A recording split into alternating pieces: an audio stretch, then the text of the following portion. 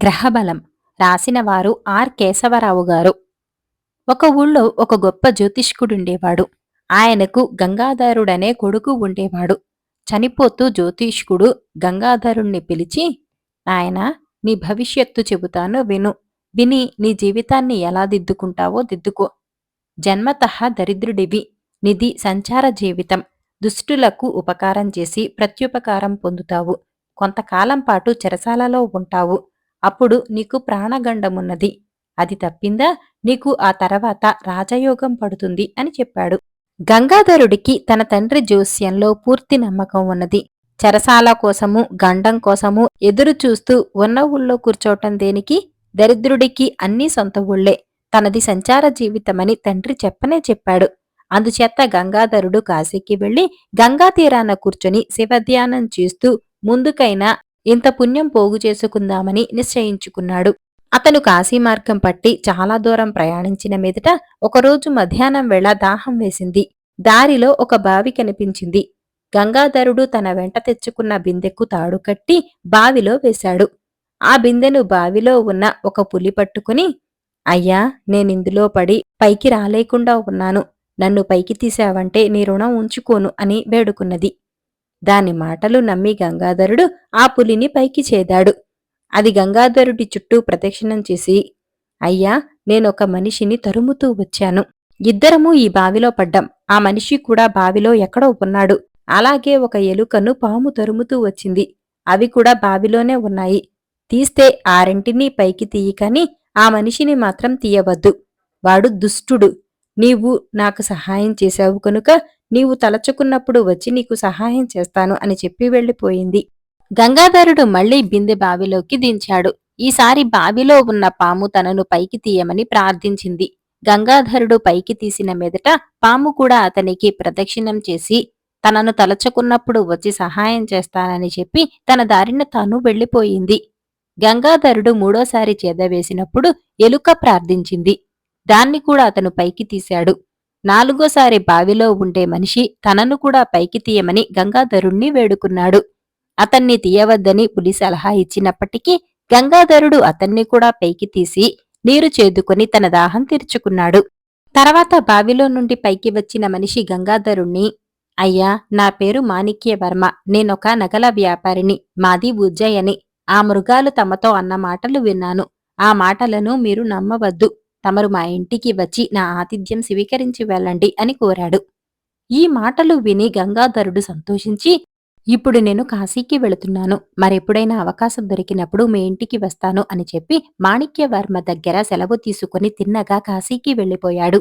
అక్కడ అతను 10 ఏళ్లుండి శివార్చన చేశాక స్వదేశం పైన బుద్ధి మళ్ళింది.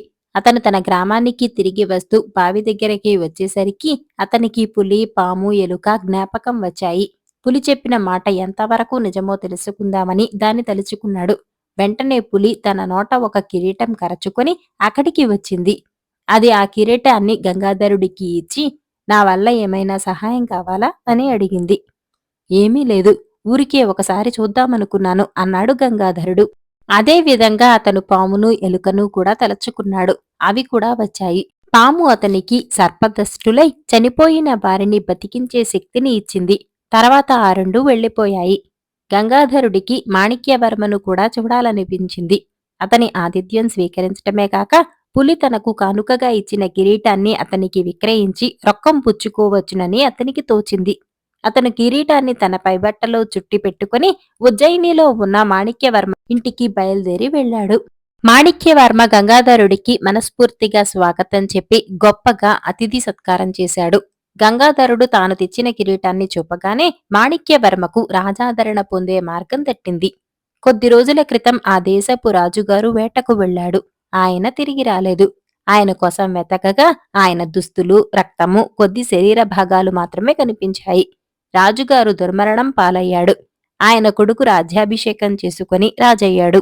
ఇప్పుడు గంగాధరుడు తెచ్చిన కిరీటం దుర్మరణం పొందిన రాజుది. దీనిని తీసుకుపోయి కొత్త రాజుకు చూపి అది తెచ్చిన వాణ్ణి పట్టి ఇస్తే తనకు శాశ్వతంగా రాజాదరణ దొరుకుతుందని మాణిక్యవర్మ గ్రహించాడు. అతను గంగాధరుడితో, మీరు తొందరపడక 2 రోజులు నాకు వ్యవధి ఇచ్చినట్టయితే నేను మీకు దీని పూర్తి మూల్యం ముట్టేటట్టు చూడగలను అన్నాడు. గంగాధరుడు సమ్మతించాడు. మర్నాడు గంగాధరుడు స్నానానికి నదికి వెళ్లగానే మాణిక్యవర్మ కిరీటాన్ని తీసుకుని రాజు వద్దకు వెళ్లి, మహారాజా, పెద్దరాజుగారిని హత్య చేసిన మనిషిని కనిపెట్టాను. అతన్నిప్పుడు మా ఇంటనే ఉన్నాడు. అతని వద్ద ఈ కిరీటం ఉంది. చిత్తగించండి అంటూ కిరీటం చూపాడు. నిజానికి పెద్దరాజును చంపినది పులి. కాని రాజుకు పులి మాట తెలియదు. గంగాధరుడే తన తండ్రిని చంపాడనుకుని విచారణ కూడా జరపకుండా అతన్ని చీకటి కొట్టులోకి తోయించమని, అన్నపానాలు లేక మాడి చావనివ్వమని ఉత్తరువు చేసి మాణిక్యవర్మకు మంచి బహుమతి ఇచ్చి పంపేశాడు. రాజభటులు మాణిక్యవర్మ ఇంటికి వచ్చి గంగాధరుణ్ణి పట్టుకుని తీసుకుపోయి చీకటి కొట్టులో వేసేశారు. రాజభటులు తనను చీకటి కొట్టులో ఎందుకుంచినది గంగాధరుడికి తెలియలేదు. కాని మాణిక్యవర్మ చేసిన మోసం చేతనే తనకి గతి పట్టిందని అతను అనుకున్నాడు. ఈ స్థితిలో తనకు సహాయం చేయగలవారెవరున్నారు? పులి, పాము, ఎలుక తప్ప. అందుకని గంగాధరుడు వాటిని తలచుకున్నాడు. పులి నగరం వెలుపల దాకా వచ్చింది. కాని చెరసాల దాకా రాలేకపోయింది. పాము, ఎలుక మటుకు అతనున్న చోటికి రాగలిగాయి. అవి గంగాధరుడికి ప్రాణాపాయం లేకుండా కాపాడుతామని మాట ఇచ్చాయి. తర్వాత పాము, పులి కూడబలుక్కొని రాజుకు తగిన విధంగా బుద్ధి చెప్ప నిశ్చయించుకున్నాయి. అది మొదలు ఆ రాజ్యంలో పులుల భయము, పాముల భయము అపారంగా హెచ్చిపోయింది. ఈలోపుగా కొన్ని వేల ఎలుకలు గంగాధరుడుండే చీకటి కొట్టులోకి సొరంగం తవ్వి దాని గుండా అతనికి కావలసిన ఆహారమంతా చేరవేస్తూ వచ్చాయి. ఆ ఆహారం తిని గంగాధరుడు సుఖంగా జీవించాడు. కాలం గడిచిన కొద్దీ దేశంలో పాముకాటు చావులు, పులుల వల్ల పశువుల నష్టము పెచ్చుమిరిపోయాయి. ఈ పీడలను రాజుగారు ఏ విధంగానూ అరికట్టలేకపోయాడు. ఒకనాడు రాజుగారి చెల్లెలు రత్నమంజరి పాము కరిచి చనిపోయింది. ఆమెను బతికించిన వాడికి అర్ధరాజ్యమిస్తానని, రత్నమంజరినిచ్చి పెళ్లి చేస్తానని రాజు చాటింపు వేయించాడు. రత్నమంజరిని నేను బతికిస్తాను అని చీకటి కొట్టులో నుంచి గంగాధరుడు కేకలు పెట్టాడు. ఆ కొట్టులో ఉండే మనిషి ఏనాడో చనిపోయి ఉంటాడనుకుంటున్న కాపలావాళ్లు రాజుగారి వద్దకు పోయి, మహారాజా, పెద్దరాజుగారిని చంపి చీకటి కొట్టులో పడిన మనిషి ఇంకా బతికే ఉన్నాడు. తాను పాము కాటుతో చచ్చిపోయిన వారిని బతికిస్తానని కేకలు పెడుతున్నాడు అని చెప్పారు. ఇంతకాలం ఆహారం లేకుండా బతికి ఉండిన మనిషిలో ఎంత మహత్తైనా ఉండవచ్చు అనుకుని రాజుగారు గంగాధరుణ్ణి తన వద్దకు తీసుకురమ్మన్నారు. గంగాధరుడు వచ్చి రత్నమంజరిని చేతితో నిమరగానే ఆమె లేచి కూర్చున్నది. అప్పుడు గంగాధరుడు జరిగినదంతా రాజుతో చెప్పి, ఎలుకలు తనకు తిండిపెట్టి కాపాడినట్టుగానే పులి, పాము తన నిమిత్తమై రాజ్యంలో సంక్షోభం కలిగించి ఉంటాయని, తనకు విడుదల అయినాక వాటి భయం ఉండదని అన్నాడు. ఆ విధంగానే దేశంలో పులుల భయము, పాముల భయము సమసిపోయింది. రాజుగారు గంగాధరుడికి తన చెల్లెలనిచ్చి పెళ్లి చేయటమే కాక అన్న ప్రకారం అర్ధరాజ్యం కూడా అతడికి ఇచ్చాడు. దానితో గంగాధరుడికి తండ్రి చెప్పిన జోస్యం పూర్తిగా నిజమైంది. నిధి రహస్యం రాసిన వారు వీరేపల్లి జయరామరెడ్డి గారు. ఒక ఊళ్ళో బంగారయ్య, సింగారయ్య అనే ఇద్దరు వర్తకులు ఉండేవాళ్లు. ఇద్దరి దుకాణాలు ఎదురెదురుగా ఉండేవి. ఒకరిని మించి మరొకరు ధనవంతులు కావాలని ఇద్దరికీ ఎంతో ఆశగా ఉండేది. ఒకనాడు ఉదయం బంగారయ్య దుకాణం తెరచి కూర్చొని ఉండగా ఒక బైరాగి ఏకతార మీటుతూ ఇలా పాడుతూ దుకాణం ముందు నుంచి వెళ్ళాడు. ఊరి వెలుపల గోరీ లోపల ఉన్నది నిధి, యత్నించిన వాడికే దక్కుతుంది అది. ఈ పాట వినగానే బంగారయ్యకు 10 ఏళ్ల నాటి మాట ఒకటి గుర్తుకు వచ్చింది. 10 ఏళ్ల క్రితం ఆ ఊళ్ళో సుల్తానుల వంశస్థుడు పీరు సాయిబు అనేవాడు ఉండేవాడు. వాడు ఎక్కడి నుంచి వచ్చాడో ఎవ్వరికీ తెలీదు. వాడి చంకన నగిషీలు, చెక్కిన చెక్క పెట్టే ఉండేది. అందులో వాడి పూర్వీకులనిది బుందని ఎవరో అనటం బంగారయ్య విని ఉన్నాడు. వాడు చచ్చాక ఎవరో దయగల వాళ్ళు వాడికి గోరీ కట్టించి వాడి పెట్టెను వాడితోనే సమాధి చేశారు. ఇప్పుడు బైరాగి పాట వినగానే బంగారయ్యకు ఆ సంగతి జ్ఞాపకం వచ్చింది. అతను లేచి వెళ్ళి, అయితే స్వామి, ప్రయత్నం చేస్తే నిధి తప్పకుండా దొరుకుతుందంటారా అని బైరాగిని అడిగాడు. బైరాగి అతనికేసి ఆశ్చర్యంగా చూసి, తప్పకుండా దొరుకుతుంది నాయనా, ప్రయత్నించి చూడు అని వెళ్ళిపోయాడు. బంగారయ్య సింగారయ్య కొట్టుకేసి చూశాడు. సింగారయ్య ఏమీ విన్నట్టు లేదు. తన వ్యాపారం గొడవలో ఉన్నాడు. బంగారయ్య తృప్తిపడి ఇంటికి వెళ్లి భార్యకు సంగతి అంతా చెప్పాడు. ఇంకేం, 10 మంది ఎగపడతారేమో, ఈ రాత్రికే శ్మశానానికి వెళ్లి నిధి తవ్వుకురండి అన్నది బంగారయ్య భార్య. అయితే బంగారయ్యకు వల్లకాడన్నా, భూత ప్రేతాలన్నా చచ్చే భయం. అందుచేత అతను తన సేవకుణ్ణి పిలిచి వాణ్ణి తోడు రమ్మన్నాడు. జాము పొద్దుపోగానే వస్తానని వాడు మాట ఇచ్చాడు. అర్ధరాత్రి అయినా సేవకుడు రాలేదు. బంగారయ్య వాణ్ణి తిట్టుకుని పలుగు పారా చేతపుచ్చుకొని తను ఒక్కడే శ్మశానానికి వెళ్ళాడు. దడదడలాడుతున్న గుండెతో అతను పీరు సాయిబు గోరీకేసి వెళ్లబోతూ చప్పున ఆగాడు. సింగారయ్య గోరి పడగొట్టి నేల తవ్వుతూ అతనికి కనిపించాడు. బంగారయ్య ఒక చెట్టు చాటున దాక్కున్నాడు. సింగారయ్య 4 అడుగుల లోతు తవ్వగానే అతనికి అస్థిపంజరము, నగిశీలు చెక్కిన కొయ్యపెట్టె కనిపించాయి. కొయ్యపెట్టి తెరిచి చూస్తే అందులో ఒక గుడ్డల ముఠ ఉన్నది. అందులో 3 ముళ్ళు వేసి ఉన్నాయి. సింగారయ్య మొదటి ముడి విప్పేసరికల్లా, ఒరే సింగారయ్య, నా గోరీ పగలకొట్టి నిధి పట్టుకుపోతావురా, నీ పాపం పండిందిలే అన్న మాటలు వినిపించాయి.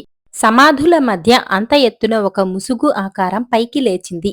సింగారయ్య వణుక్కిపోతూ, మహాప్రభో, ఎరక్క ఇటు వచ్చాను, ఈసారికి నన్ను వదిలేయండి అని చేతిలోని మూట అక్కడే పడేసి వెనక్కు తిరిగి చూడకుండా పారిపోయాడు.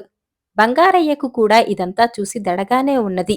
అతను కూడా దయ్యం కంట పడకుండా పారిపోవాలనుకుంటూ ఉండగా ఆ దయ్యం ముసుగు తీసేసి తాను నిలబడి ఉండిన సమాధి మీద నుంచి కిందికి దూకి సింగారయ్య జారవిడిచిన మూట తీసుకున్నది. ఇంతకు వాడు బంగారయ్య సేవకుడే. వాడు మూట 2వ ముడి విప్పి 3వ ముడి విప్పబోతూ ఉండగా వాడి చేతి మీద 2 రక్తపు బొట్లు పడ్డాయి.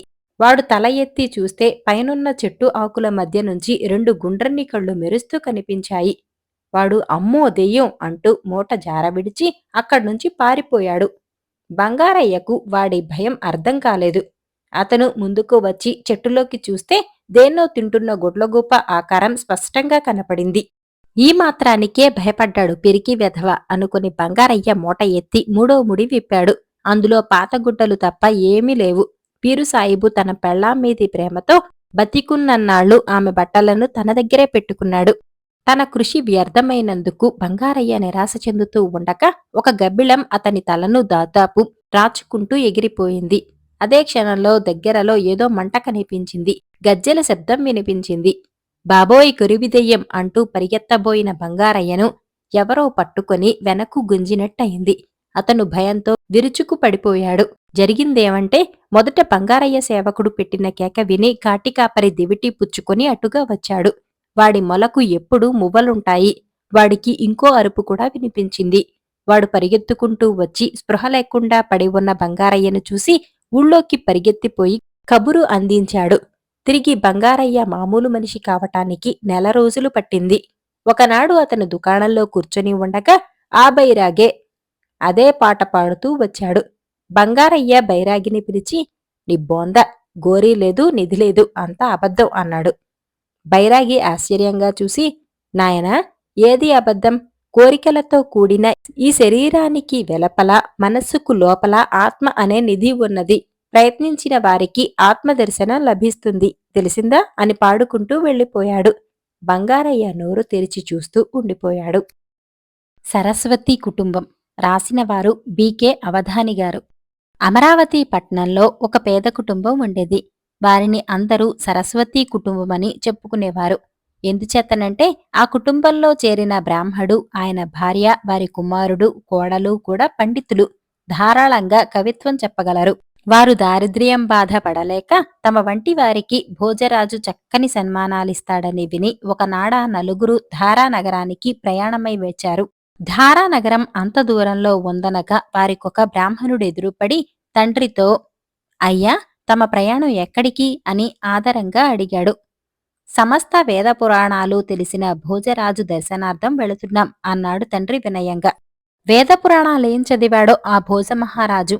ఆయనకు అక్షరాలు చదవటమే రాదు. లేకపోతే బ్రహ్మదేవుడు నా నొసట రాసిన దారిద్ర్యరేఖ చదివి కూడా ఇంత ధనం ఇస్తాడా అంటూ ఆ బ్రాహ్మడు వెళ్లిపోయాడు. ఈ మాటలు వినగానే సరస్వతి కుటుంబానికి అంతులేని ఆనందం కలిగింది. భోజరాజు నిజంగానే గొప్ప దాత, దరిద్రుల పట్ల ఆదరం కలవాడు అయి ఉండాలని వారు తెలుసుకున్నారు. పరదేశీయులు రాజాజ్ఞ లేకుండా నగరం ప్రవేశించే అధికారం లేదు. అందుచేత సరస్వతి కుటుంబం వారు ఊరి బయట ఒక మర్రి చెట్టు కింద విడిది ఏర్పాటు చేసుకుని నగరులోకి తమ రాక గురించి కబురు చేశారు.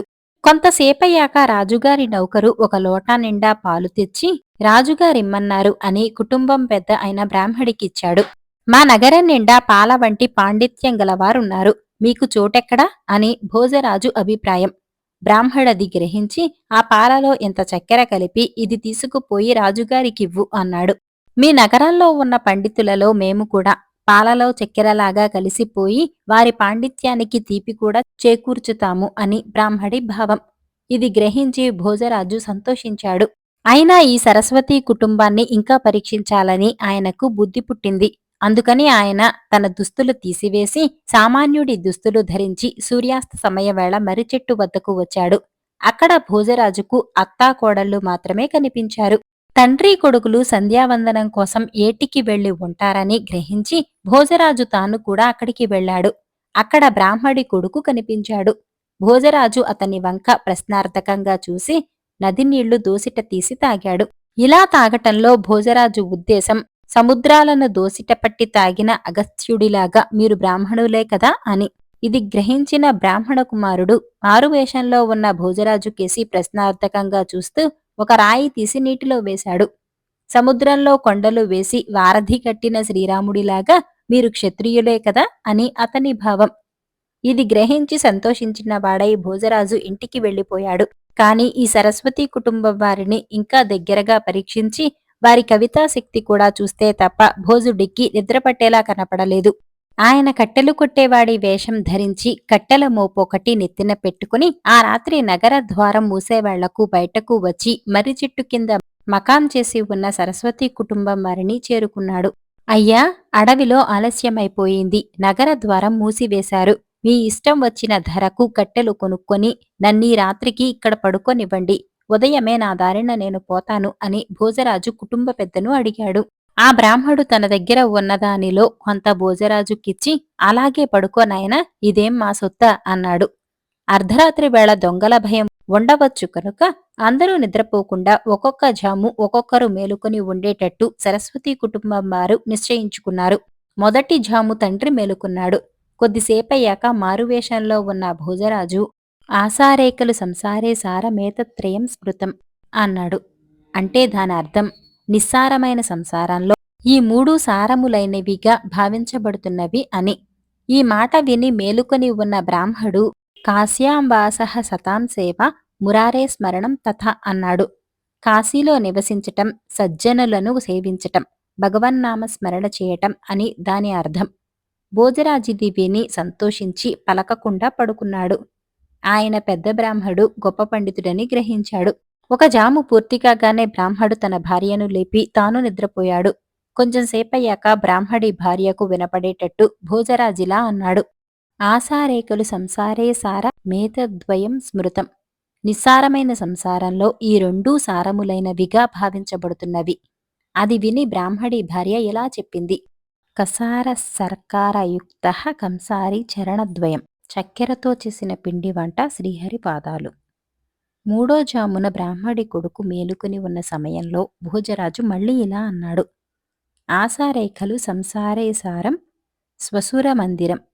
నిస్సారమైన సంసారంలో సారమైనది అత్తవారిల్లు. దానికి బ్రాహ్మడి కొడుకు సమాధానం చెప్పాడు. హరస్సేతే హిమగిరౌ హరస్సేతే పయోనిదౌ. శివుడు తన అత్తవారి ఇల్లైన హిమవత్ పర్వతం మీద పడుకున్నాడు. విష్ణువు తన అత్తవారి ఇల్లైన పాలసముద్రం మీద పవళించాడు. శివుడి భార్య పార్వతి హిమవంతుడి కూతురు. విష్ణువు భార్య లక్ష్మి పాలసముద్రంలో పుట్టింది. ఇది విన్న భోజరాజు ఆనందానికి మేరలేదు. నాలుగో జాము మేలుకునే వంతు కోడలిది కాగా భోజరాజిలా అన్నాడు. ఆసారేఖలు సంసారే సారం సారంగలోచన. నిస్సారమైన సంసారంలో సారమైనది స్త్రీ. ఇది విని బ్రాహ్మడి కోడలు ఈ కట్టెలు కొట్టేవాడు భోజరాజేనని గ్రహించి ఈ విధంగా చెప్పింది. యస్యాహ కుక్షౌ సముత్పన్నో భోజరాజ భవాదృశః. ఓ భోజరాజా, నీ వంటి వారు ఏ స్త్రీ కడుపున పుడతారో ఆ స్త్రీ నిస్సారమైన సంసారంలో సారమైనది. ఈ మాట చెవిన పడగానే భోజరాజు చివాలున లేచి ఆ చీకటిలోనే తన ఇంటికి వెళ్ళిపోయాడు. ఉదయం కాగానే సరస్వతీ కుటుంబానికి భోజరాజు ఆస్థానం నుంచి ఆహ్వానం వచ్చింది. ఆ ఆహ్వానానికి సరస్వతీ కుటుంబంలోని ప్రతి ఒక్కరూ ఎంతగానో సంతోషించారు. భోజరాజు మారువేషంలో వచ్చి తమకు పెట్టిన పరీక్షల్లో తాము నెగ్గామని వాళ్లు గ్రహించారు. అందరూ వెనువెంటనే అక్కడి నుండి బయలుదేరి భోజరాజు ఆస్థానానికి చేరారు. భోజరాజు సరస్వతి కుటుంబాన్ని ఎంతో ఆదరంతో స్వీకరించాడు. కుటుంబంలోని ప్రతి ఒక్కరూ సమాన పాండిత్య ప్రతిభ కలవారని మెచ్చుకున్నాడు. తర్వాత ఆయన సరస్వతి కుటుంబం వారందరినీ నెలజీతాల మీద తన కొలువులో ఉంచుకొని ఆదరించాడు. వెర్రి ఇవాన్ రాసినవారు డి స్వరాజ్యలక్ష్మి గారు. చాలా కాలం కిందట రష్యాలో ఒక కాపుకు ముగ్గురు కొడుకులుండేవారు. వారిలో ఆఖరువాడు ఇవాన్. వాడు పాపం వెర్రిబాగులవాడు. అందుచేత వాడికి తల్లి ఏ పని చెప్పేది కాదు.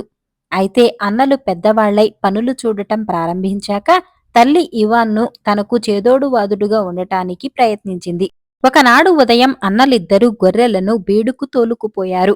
తల్లి వాళ్ల కోసం అట్లు తయారుచేసి వాటిని చట్టెలో పెట్టి, ఇవి తీసుకుపోయి బీడులో గొర్రెలను కాస్తున్న అన్నలకియ్యి అని చట్టి ఇవాన్కు ఇచ్చింది.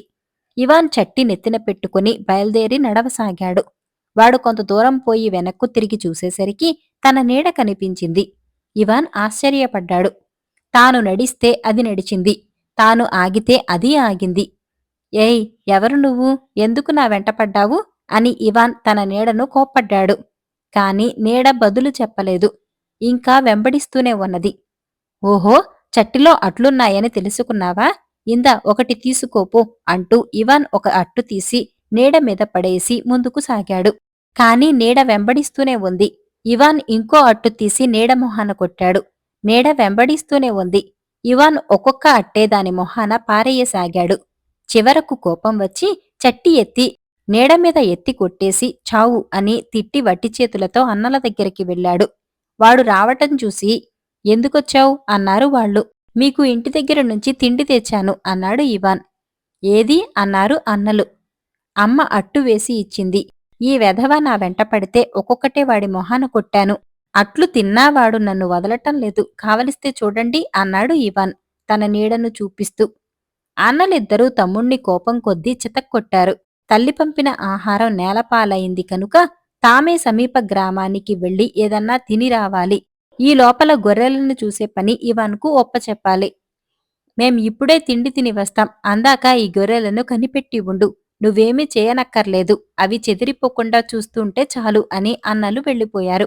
అన్నలు వెళ్లిన తర్వాత ఇవాన్ గొర్రెలన్నిటినీ ఒకే చోట ఉంచాలని చాలా ప్రయత్నించాడు. కాని అవి మేస్తూ దేని దారిన అవి పోసాగాయి. ఇవాన్ లావుపాటి కర్ర తీసుకుని మరీ దూరంగా వెళ్లిన గొర్రెల కాళ్లు విరక్కొట్టసాగాడు. అన్నలు తిరిగి వచ్చి చాలా గొర్రెల కాళ్లు విరిగి ఉండటం చూసి ఇవాన్ను తన్ని ఇంటికి పంపేశారు. అది మొదలు ఇవాన్కు తల్లి ఏ పని చెప్పేది కాదు. చాలా కాలం గడిచింది. ఇవాన్ పెద్దవాడైనాడు. వాడి తల్లిదండ్రులు పోయారు. కాని ఇవాన్ బుద్ధి కొంచెమైనా పెరగలేదు. ఇవాన్ ఎందుకు పనికిరాడివాడు. వాణ్ణి అమ్మే చెడగొట్టింది. వాణ్ణి కూర్చోపెట్టి ఎంతకాలమని మనం పనులన్నీ చేస్తాం? వాణ్ణి ఇంట్లో నుంచి వెళ్ళకొడితే అందరూ మనల్ని ఆడిపోసుకుంటారు. వాడికి మనం ఏదో విధంగా పనులు చేయటం నేర్పాలి అనుకున్నారు అన్నలు. నూర్పిళ్ల పండగ రాబోతుంది. ఇంట్లోకి బోలెడన్ని సరుకులు సామాగ్రి కావాలి. కొనవలసిన సామాగ్రి యావత్తూ జాబితా రాసి ఇవాన్కిచ్చి బండిమీద వేయించి తెప్పించటానికి అన్నలు నిర్ణయించారు. ఇవాన్ బండికి గుర్రాన్ని పూంచుకొని ఉత్సాహంతో బస్తీకి వెళ్లాడు. ఒక బస్తా ఉప్పు, పప్పు దినుసులు, ఒక 4 కాళ్ల బల్ల, అనేక కుండలు, చట్లు, కప్పులు, సాసర్లు, ఒక సంచీడు గరిటెలు, చెంచాలు కొన్నాడు ఇవాన్. వాటన్నిటినీ బండి నిండా వేసుకొని వాడు ఇంటికి బయలుదేరాడు. కొంత దూరం వెళ్ళాక గుర్రం అలిసిపోయి మెల్లగా నడవసాగింది. ఓహో, బరువు జాస్తి అయింది. అందుచేత పాపం గుర్రం లాగలేకుండా ఉంది. కొంత బరువు తగ్గించాలి అనుకుని ఇవాన్ బండిలో సామాను కేసి పరీక్షగా చూశాడు. వాడి కన్ను 4 కాళ్ల బల్లమీద పడింది. దీనికి గుర్రంలాగే 4 కాళ్లున్నాయి. కింద దించితే అదే నడుస్తూ వస్తుంది. తీపరమా, దీనికి బండి సవారీ కూడా దేనికి అనుకుని ఇవాన్ బల్లను దించి త్వరగా ఇంటికి ఏడు అని హెచ్చరించి బండిని తోలాడు. కొంత దూరం పోయాక కొన్ని కాకులు కాకా అని అరుస్తూ బండి వెంబడే ఎగరసాగాయి. వాటికి బండిలో ఉన్న దినుసులు కనపడ్డాయి. అయ్యో పాపం, ఈ కాకులు ఆకలిగా ఉన్నట్టున్నాయి అనుకుని ఇవాన్ బండి ఆపి మూకుళ్ళు, సాసర్లు తీసి వాటి నిండా పప్పుధాన్యాలు పోసి కడుపు నిండా తినండి అని కాకులను హెచ్చరించాడు. మరికొంత దూరం పోయాక ఒక చిన్న అడవి వచ్చింది. దాని వెంబడే ఇవాన్కు కొన్ని కాలిపోయి మొండిగా నిలబడి ఉన్న చెట్లు కనిపించాయి. చీచి, ఈ తమ్ముళ్లకు టోపీలు లేవు. చలితో రాత్రిపూట ఎంత బాధపడుతున్నారో పాపం అని ఇవాన్ తాను తెచ్చిన కుండలన్నీ బండిమీద నుంచి దింపి 3 చెట్ల మీద బోర్లించాడు. మరికొంతసేపటికి ఒక వాగు వచ్చింది. ఇవాన్ అందులో తన దాహం తీర్చుకుని గుర్రాన్ని కూడా తాగించటానికి ప్రయత్నించాడు. ఎంత బలవంతం చేసినా అది నీరు ముట్టింది కాదు. నీరు చప్పగా ఉంటుందని గుర్రం తాగటం లేదు అనుకొని ఇవాన్ బస్తాడు ఉప్పు వాగులో గుమ్మరించి ఇప్పుడు తాగు అని గుర్రాన్ని హెచ్చరించాడు. అప్పటికి గుర్రం నీరు ముట్టకపోవటం చూసి ఇవాన్ మండిపడ్డాడు. నీకోసం ఉప్పంతా నీటిలో వేసినా తాగవా? అంత పొగరా నీకు? అని ఇవాన్ దుడ్డుకర్రతో గుర్రాన్నెత్తిన 2 దెబ్బలు కొట్టేసరికి అది కాస్త చచ్చింది. ఇంకా ఇంటికి పట్టుకుపోవలసిన సామాను అట్టే లేదు. చెంచాలు, గరిటెలు పెట్టిన సంచి భుజాన వేసుకుని ఇవాన్ ఇంటి దారి పట్టాడు. వాడు అడుగు తీసి అడుగు వేసినప్పుడల్లా సంచిలో సామాను చప్పుడు చేయసాగింది. ఆ చప్పుడు ఇవాన్ చెవులకు పిచ్చి ఇవాన్, వెర్రి ఇవాన్ అన్నట్టుగా వినిపించింది.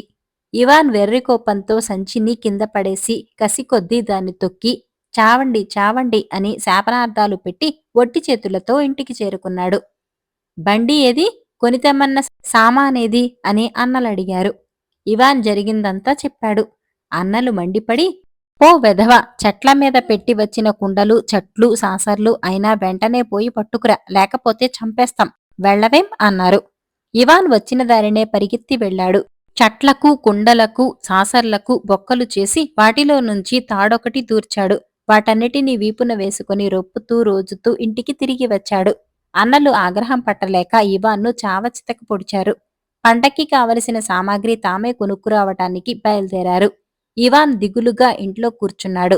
కొంతసేపటికి ఎవరో తనను చూసి నవ్వుతున్నట్టు వినిపించింది. వంటింటిలోకి వెళ్లి చూసేసరికి పొయ్యి మీద కుండలో అన్నం కొతకొతలాడుతున్నది. ఊరుకోవే, నువ్వు కూడా నన్నేడిపించాలా? అన్నాడు ఇవాన్. కుండలో శబ్దం ఇంకా ఎక్కువయింది కాని తగ్గలేదు. ఇవాన్కు కోపం వచ్చింది. బండ తీసుకొని కుండను ఒక్కపెట్టు పెట్టాడు. కుండ చెక్కలైపోయింది.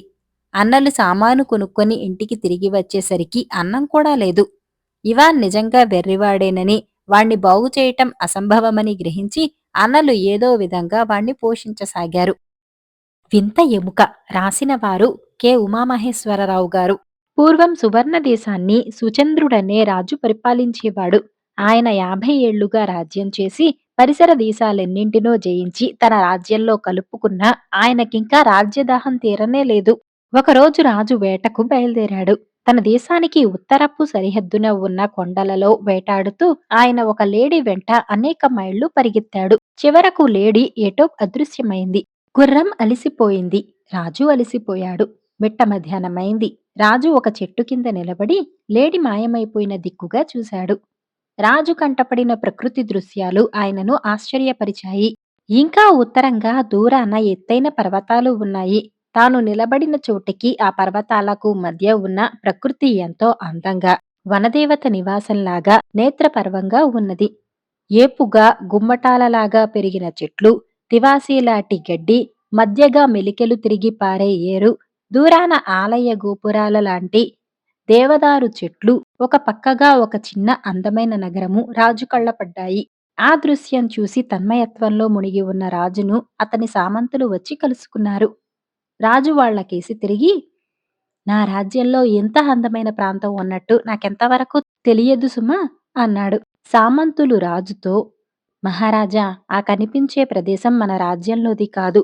తమరిప్పుడు నిలబడి ఉన్నదే మన రాజ్యపు సరిహద్దు అన్నారు.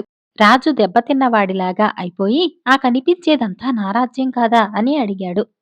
కాదు మహారాజా, అదొక స్వతంత్ర రాజ్యం. అందులో పల్లెకారులు మాత్రమే ఉంటారు అన్నారు సామంతులు. రాజు పళ్ళు పటపటా కొరికి, పల్లెకారులు స్వతంత్ర రాజ్యమునా? ఇవ్వాళే సేనలను పంపి ఆ కనిపించే పర్వతాల దాకా మన రాజ్యంలో కలిపేయండి అని ఆజ్ఞ ఇచ్చాడు. వెంటనే రాజాజ్ఞ అమలు అయింది. అతి మనోహరమైన పల్లెకారుల స్వతంత్ర రాజ్యంలోకి సుచంద్రుడి సైనిక బలాలు ప్రవేశించి విధ్వంసక చర్యలు ప్రారంభించాయి. సైనికుల దుందుబులతోనూ అట్టహాసాలతోనూ అక్కడి ప్రశాంతతకు భగ్నం కలిగింది. అక్కడి నిర్మలమైన వాగులలో పల్లెకారుల రక్తం కూడా కలిసి ప్రవహించసాగింది. తన సైన్యాన్ని చూస్తూనే పల్లెకారులు తనకు పాదాక్రాంతులై తమ స్వాతంత్ర్యాన్ని తనకు కానుక పెట్టి తమ నగరానికి ఆహ్వానిస్తారని సుచంద్రుడు అనుకున్నాడు. కాని అలా జరగలేదు. 3 రోజులు యుద్ధం జరిగింది.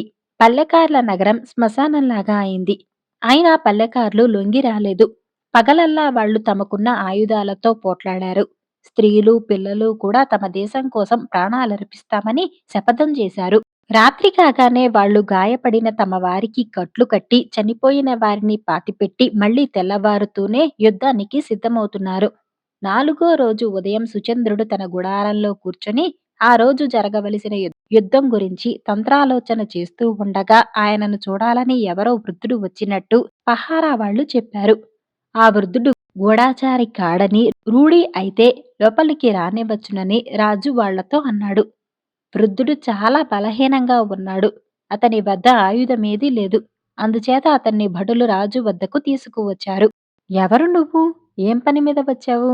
నీతో చాలాసేపు మాట్లాడటానికని నాకు వ్యవధి లేదు. మేము అతి ముఖ్యమైన ఆలోచనలో ఉన్నాం అన్నాడు రాజు. తమ దర్శనం కోసమే వచ్చాను మహారాజా అన్నాడు వృద్ధుడు. శత్రుదేశం వాడివా? పల్లెకారివా? అని రాజు అడిగాడు. లేదు మహారాజా, నేను తమ పౌరుణ్ణే. నా గుడిసె ఈ సమీపంలోనే ఉన్నది అన్నాడు వృద్ధుడు. నీకేం కావాలి నా నుంచి? అని రాజు అడిగాడు. వృద్ధుడు చిన్న ఎముక ముక్కను చూపి, దాని ఎత్తు బంగారం ఇస్తే తనకేమీ అక్కర్లేదన్నాడు. రాజు వృద్ధుడి చేతిలోని ఎముక కేసి చూసి, అంత కొద్ది బంగారమా కోరావు? అది చిన్న మెత్తు కూడా ఉండదు. ఈ బంగారు నాణెం తీసుకుని వెళ్ళిపో అంటూ ఒక మొహరు విసిరాడు. తూచి ఈ ఎముక ఎత్తు మాత్రమే ఇప్పించండి మహారాజా. నేను దురాశాపరుణ్ణి కాను అన్నాడు వృద్ధుడు. వృద్ధుడి సంతృప్తి కోసం రాజు చిన్న త్రాసు తెప్పించి, ఒక పళ్ళెంలో వృద్ధుణ్ణి ఎముక నుంచమని, రెండో పళ్ళెంలో మొహరు ఉంచాడు. ఎముకే బరువుగా ఉన్నట్టు స్పష్టమైంది. రాజుకు ఆశ్చర్యమైంది. మరికొన్ని మొహర్లు వేశాడు. లాభం లేకపోయింది. తన దగ్గర ఉన్న మొహర్లన్నీ వేసి, తన ఒంటి మీది బంగారు ఆభరణాలన్నీ వేసినా ఎముకే ఇంకా బరువుగా ఉన్నది. దీని ఎత్తు బంగారం తమ దగ్గర లేకపోతే పోనివ్వండి మహారాజా, నా దారిన నేను పోతాను అన్నాడు వృద్ధుడు. ఆగు, ఇందులో ఏదో మాయా మోసము ఉన్నాయి. ఎంత చిన్న ఎముక ఎంత బరువు ఎలా తూగుతున్నది అన్నాడు రాజు. ఈ ఎముక దురాశ మహారాజా, ప్రపంచంలో ఉన్న బంగారమంతా వేసినా దీని బరువుకు సమం కాదు అన్నాడు వృద్ధుడు. అయితే ఈ దురాశతో తొలతూగేది ప్రపంచంలో లేదంటావా అన్నాడు రాజు ఆశ్చర్యంగా. వృద్ధుడు తన సమీపంలో ఉన్న భటుడికేసి తిరిగి, తన వేలికి గంటు పెట్టమని తన రక్తం బొట్టుతో ఎముకను తొలతూచాడు. ఎముక ఉండే పళ్ళెం పైకి లేచిపోయింది. మహారాజా, నేను వృద్ధుణ్ణి. నా రక్తం పలచబడిపోయింది. ఇదే పసివాళ్ల రక్తము, యువకుల రక్తము అయితే ఇంకా ఎంత బరువో ఆలోచించండి. నాకు సెలవిప్పించండి అంటూ వృద్ధుడు బయటకు వెళ్ళిపోయాడు. రాజు కొంతసేపు దిగ్భ్రమ చెంది, కొయ్యబారిపోయినట్టుగా ఉండిపోయి, చివరకు యుద్ధం ఆపండి, సైనికులనందరినీ వచ్చేయమనండి అని ఆజ్ఞ ఇచ్చాడు. ఆ రోజే యుద్ధం నిలిచిపోయింది. రాజు తన సేనలతో సహా తన నగరానికి తిరిగి వెళ్ళిపోయాడు. ఆ తర్వాత ఆయన ఏ దేశం మీద దండెత్తలేదు. బర్మా జానపద కథ వెర్రిబాగులవాడు. పూర్వం ఒక గ్రామంలో ముగ్గురు అన్నదమ్ములుండేవారు. వారిలో మూడోవాడు వెర్రిబాగులవాడు. తండ్రి చనిపోయినాక పెద్దవాళ్ళిద్దరూ ఆస్తి పంచుకొని మూడోవాడికి ఒక పాత పెట్టె మాత్రం ఇచ్చారు. ఒకనాడు పెద్దవాళ్ళిద్దరూ అమ్మి సరుకులను తీసుకుని సంతకు బయలుదేరి వెళ్లారు. సంతకు తాను మాత్రం ఎందుకు వెళ్ళకూడదనుకొని ఒక ఎద్దు కొమ్ములకు పలుపు కట్టి పలుపుతాడు చేతపట్టుకుని వెర్రిబాగులవాడు కూడా బయలుదేరాడు. వాడు అడవిదారిన పోతూ ఉండగా ఒక ఎండిపోయిన చెట్టు గాలికి కదిలి కొమ్మల రాపిడికి కిరకిరలాడింది. వెంటనే వెర్రిబాగులవాడు ఆగి, ఈ ఎద్దును కొంటానంటావా? 20 రూపాయలు ఆఖరు బేరం. నీకు ఇష్టమైతే కొను, లేకపోతే లేదు, అంతే అన్నాడు. చెట్టు మళ్ళీ కిరకిరలాడింది. డబ్బు చెల్లించటానికి గడువు కావాలా? రేపు ఇవ్వొచ్చులే, ఎంతలో నీ డబ్బెక్కడికి పోతుంది? ఇదిగో ఎద్దు అంటూ వెర్రిబాగులవాడు తాను సంతకు తీసుకుపోతున్న ఎద్దును ఆ ఎండిన చెట్టుకు కట్టేసి సంతోషంగా ఇంటికి వెళ్ళిపోయాడు. ఏంరా వెర్రివాడా, నీ ఎద్దు కనిపించదేం అని అన్నలు అడిగారు. 20 రూపాయలకు అమ్మేశాను అన్నాడు వెర్రిబాగులవాడు. అన్నలు ఆశ్చర్యంతో, అదేమిటి, డబ్బేది అన్నారు. రేపటిదాకా గడువిచ్చాలే అన్నాడు వెర్రిబాగులవాడు. అన్నలు వాణ్ణి తిట్టి అంతటితో ఆ విషయం పోనిచ్చారు. మర్నాడు తెల్లవారుతూనే మూడోవాడు బయలుదేరి అడవిలో ఉన్న మోడు చెట్టు వద్దకు వెళ్ళాడు. చెట్టు గాలికి ఊగుతూ కిరకిరలాడుతున్నది కాని అక్కడ ఎద్దు లేదు. వెర్రిబాగులవాడు చెట్టుతో, అన్న ప్రకారం నా పైకం ఇచ్చేయ్ అన్నాడు. చెట్టు కిరకిరలాడింది. రేపా? ఇంకా నయం, ఇవ్వాళ అంటే సరే కదా అని ఒప్పుకున్నాను. అంతగా అడుగుతున్నావు కనుక పోనీ రేపటిదాకా ఆగుతాను. రేపు ఇవ్వకపోతే ఎంత మాత్రమూ మర్యాదగా ఉండదు. తర్వాత నీ ఇష్టం అని చెట్టుతో చెప్పి వాడు ఇంటికి వచ్చేశాడు. నీ డబ్బు తెచ్చుకున్నావా అని అన్నలు వాణ్ణి అడిగారు. ఇంకా లేదు రేపటిదాకా ఆగాలి అన్నాడు వాడు. ఎంతకు ఎద్దును ఎవరికి అమ్మావు అని వాళ్ళు అడిగారు. అడవిలో ఉండే మూడు చెట్టుకు అని వాడు జవాబిచ్చాడు. వెర్రి వెధవ అని తిట్టారు అన్నలు.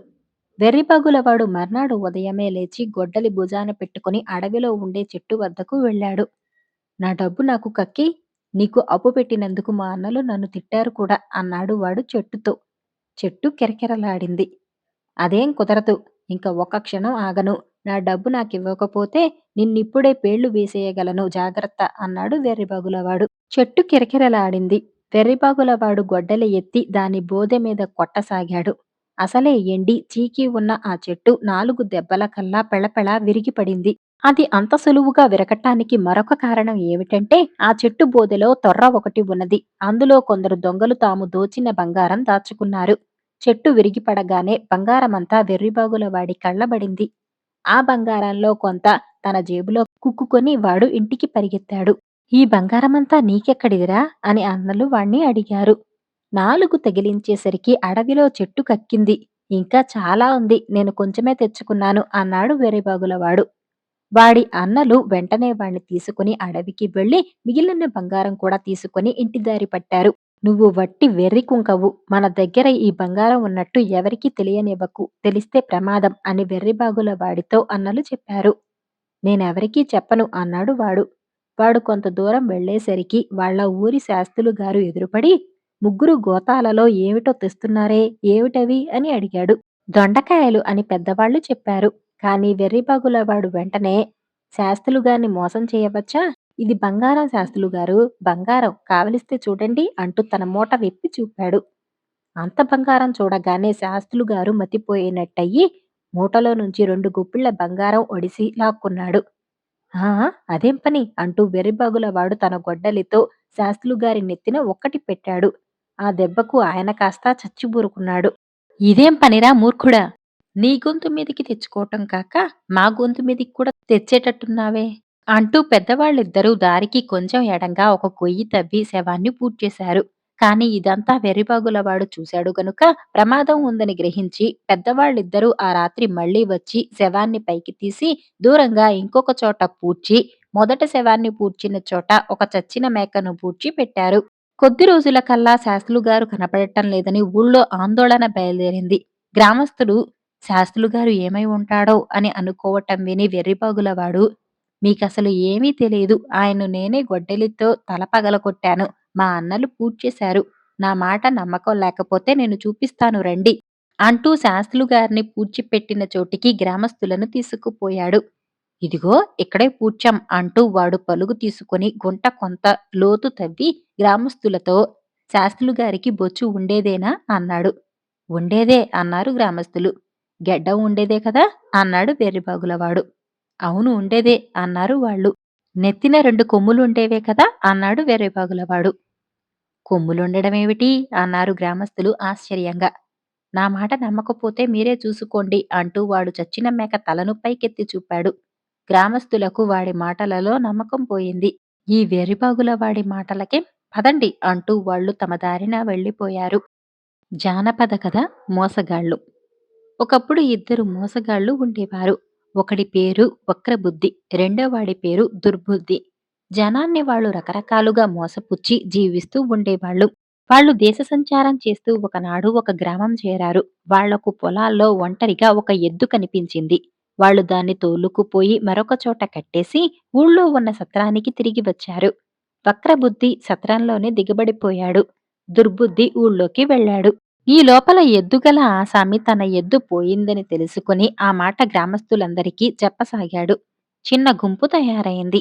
ఫలాని వారి ఎద్దు పోయిందని అందరూ విడ్డూరంగా చెప్పుకుంటున్నారు. దుర్బుద్ధి వారి వద్దకు వచ్చి ఏదో పోయిందనుకుంటున్నారే, సత్రంలో మా గురువుగారు గొప్ప జ్యోతిష్యాచార్యులు. వారిని చూసినట్టయితే పోయిన వస్తువు జాడ చెప్పగలుగుతారు అన్నాడు. ఎద్దును పోగొట్టుకున్న ఆసామికి ఈ మాట వినగానే ప్రాణం లేచి వచ్చినట్టయి దుర్బుద్ధిని మిగిలిన గ్రామస్తులందరినీ వెంట పెట్టుకుని సత్రానికి వెళ్ళాడు. వక్రబుద్ధి సంగతంతా విని తన పెట్టె నుంచి తాటాకు పుస్తకాలు తీసి అక్కడక్కడా చదివి కళ్ళు మూసుకుని కొంతసేపు ఆలోచించినట్టు నటించి, ఈ సత్రానికి ఉత్తరంగా పోతే ఒక పెద్ద వటవృక్షం వస్తుంది. అక్కడ నుంచి తూర్పుగా పోతే ఒక ఎత్తైన చింత చెట్టు వస్తుంది. అటు నుండి ఎడమ పక్కకు చూస్తే ఒక చిన్న మామిడి చెట్టు కనిపిస్తుంది. ఆ ప్రాంతంలోనే నీ పోయిన ఎద్దు ఉన్నది అని ఆసామితో అన్నాడు.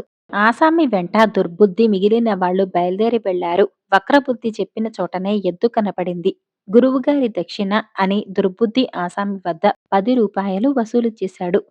మోసగాళ్లకు బానే గిట్టుబాటు అయింది.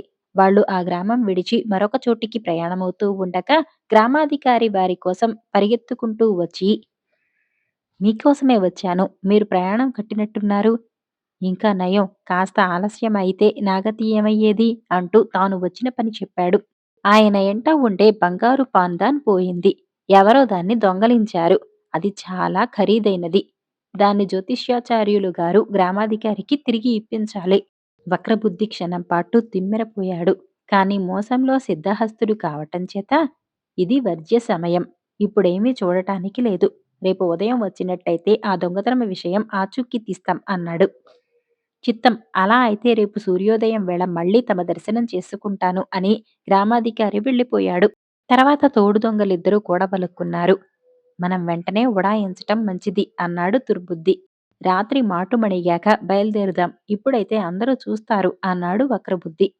ఈ లోపల గ్రామాధికారి ఇంటికి తిరిగి వెళ్లి దొంగను జ్యోతిష్యాచార్యులు పట్టుకుంటానని మాట ఇచ్చాడని, ఆయనకు సాధ్యం కానిదంటూ ఏదీ లేదని, తన పాన్దాన్ తిరిగి దొరికినట్టేనని అందరికీ చెప్పేశాడు. ఆయన పరివారంలో ప్రారబ్ధం అనేవాడొకడున్నాడు. బంగారు పాన్దాన్ దొంగిలించినది వాడే.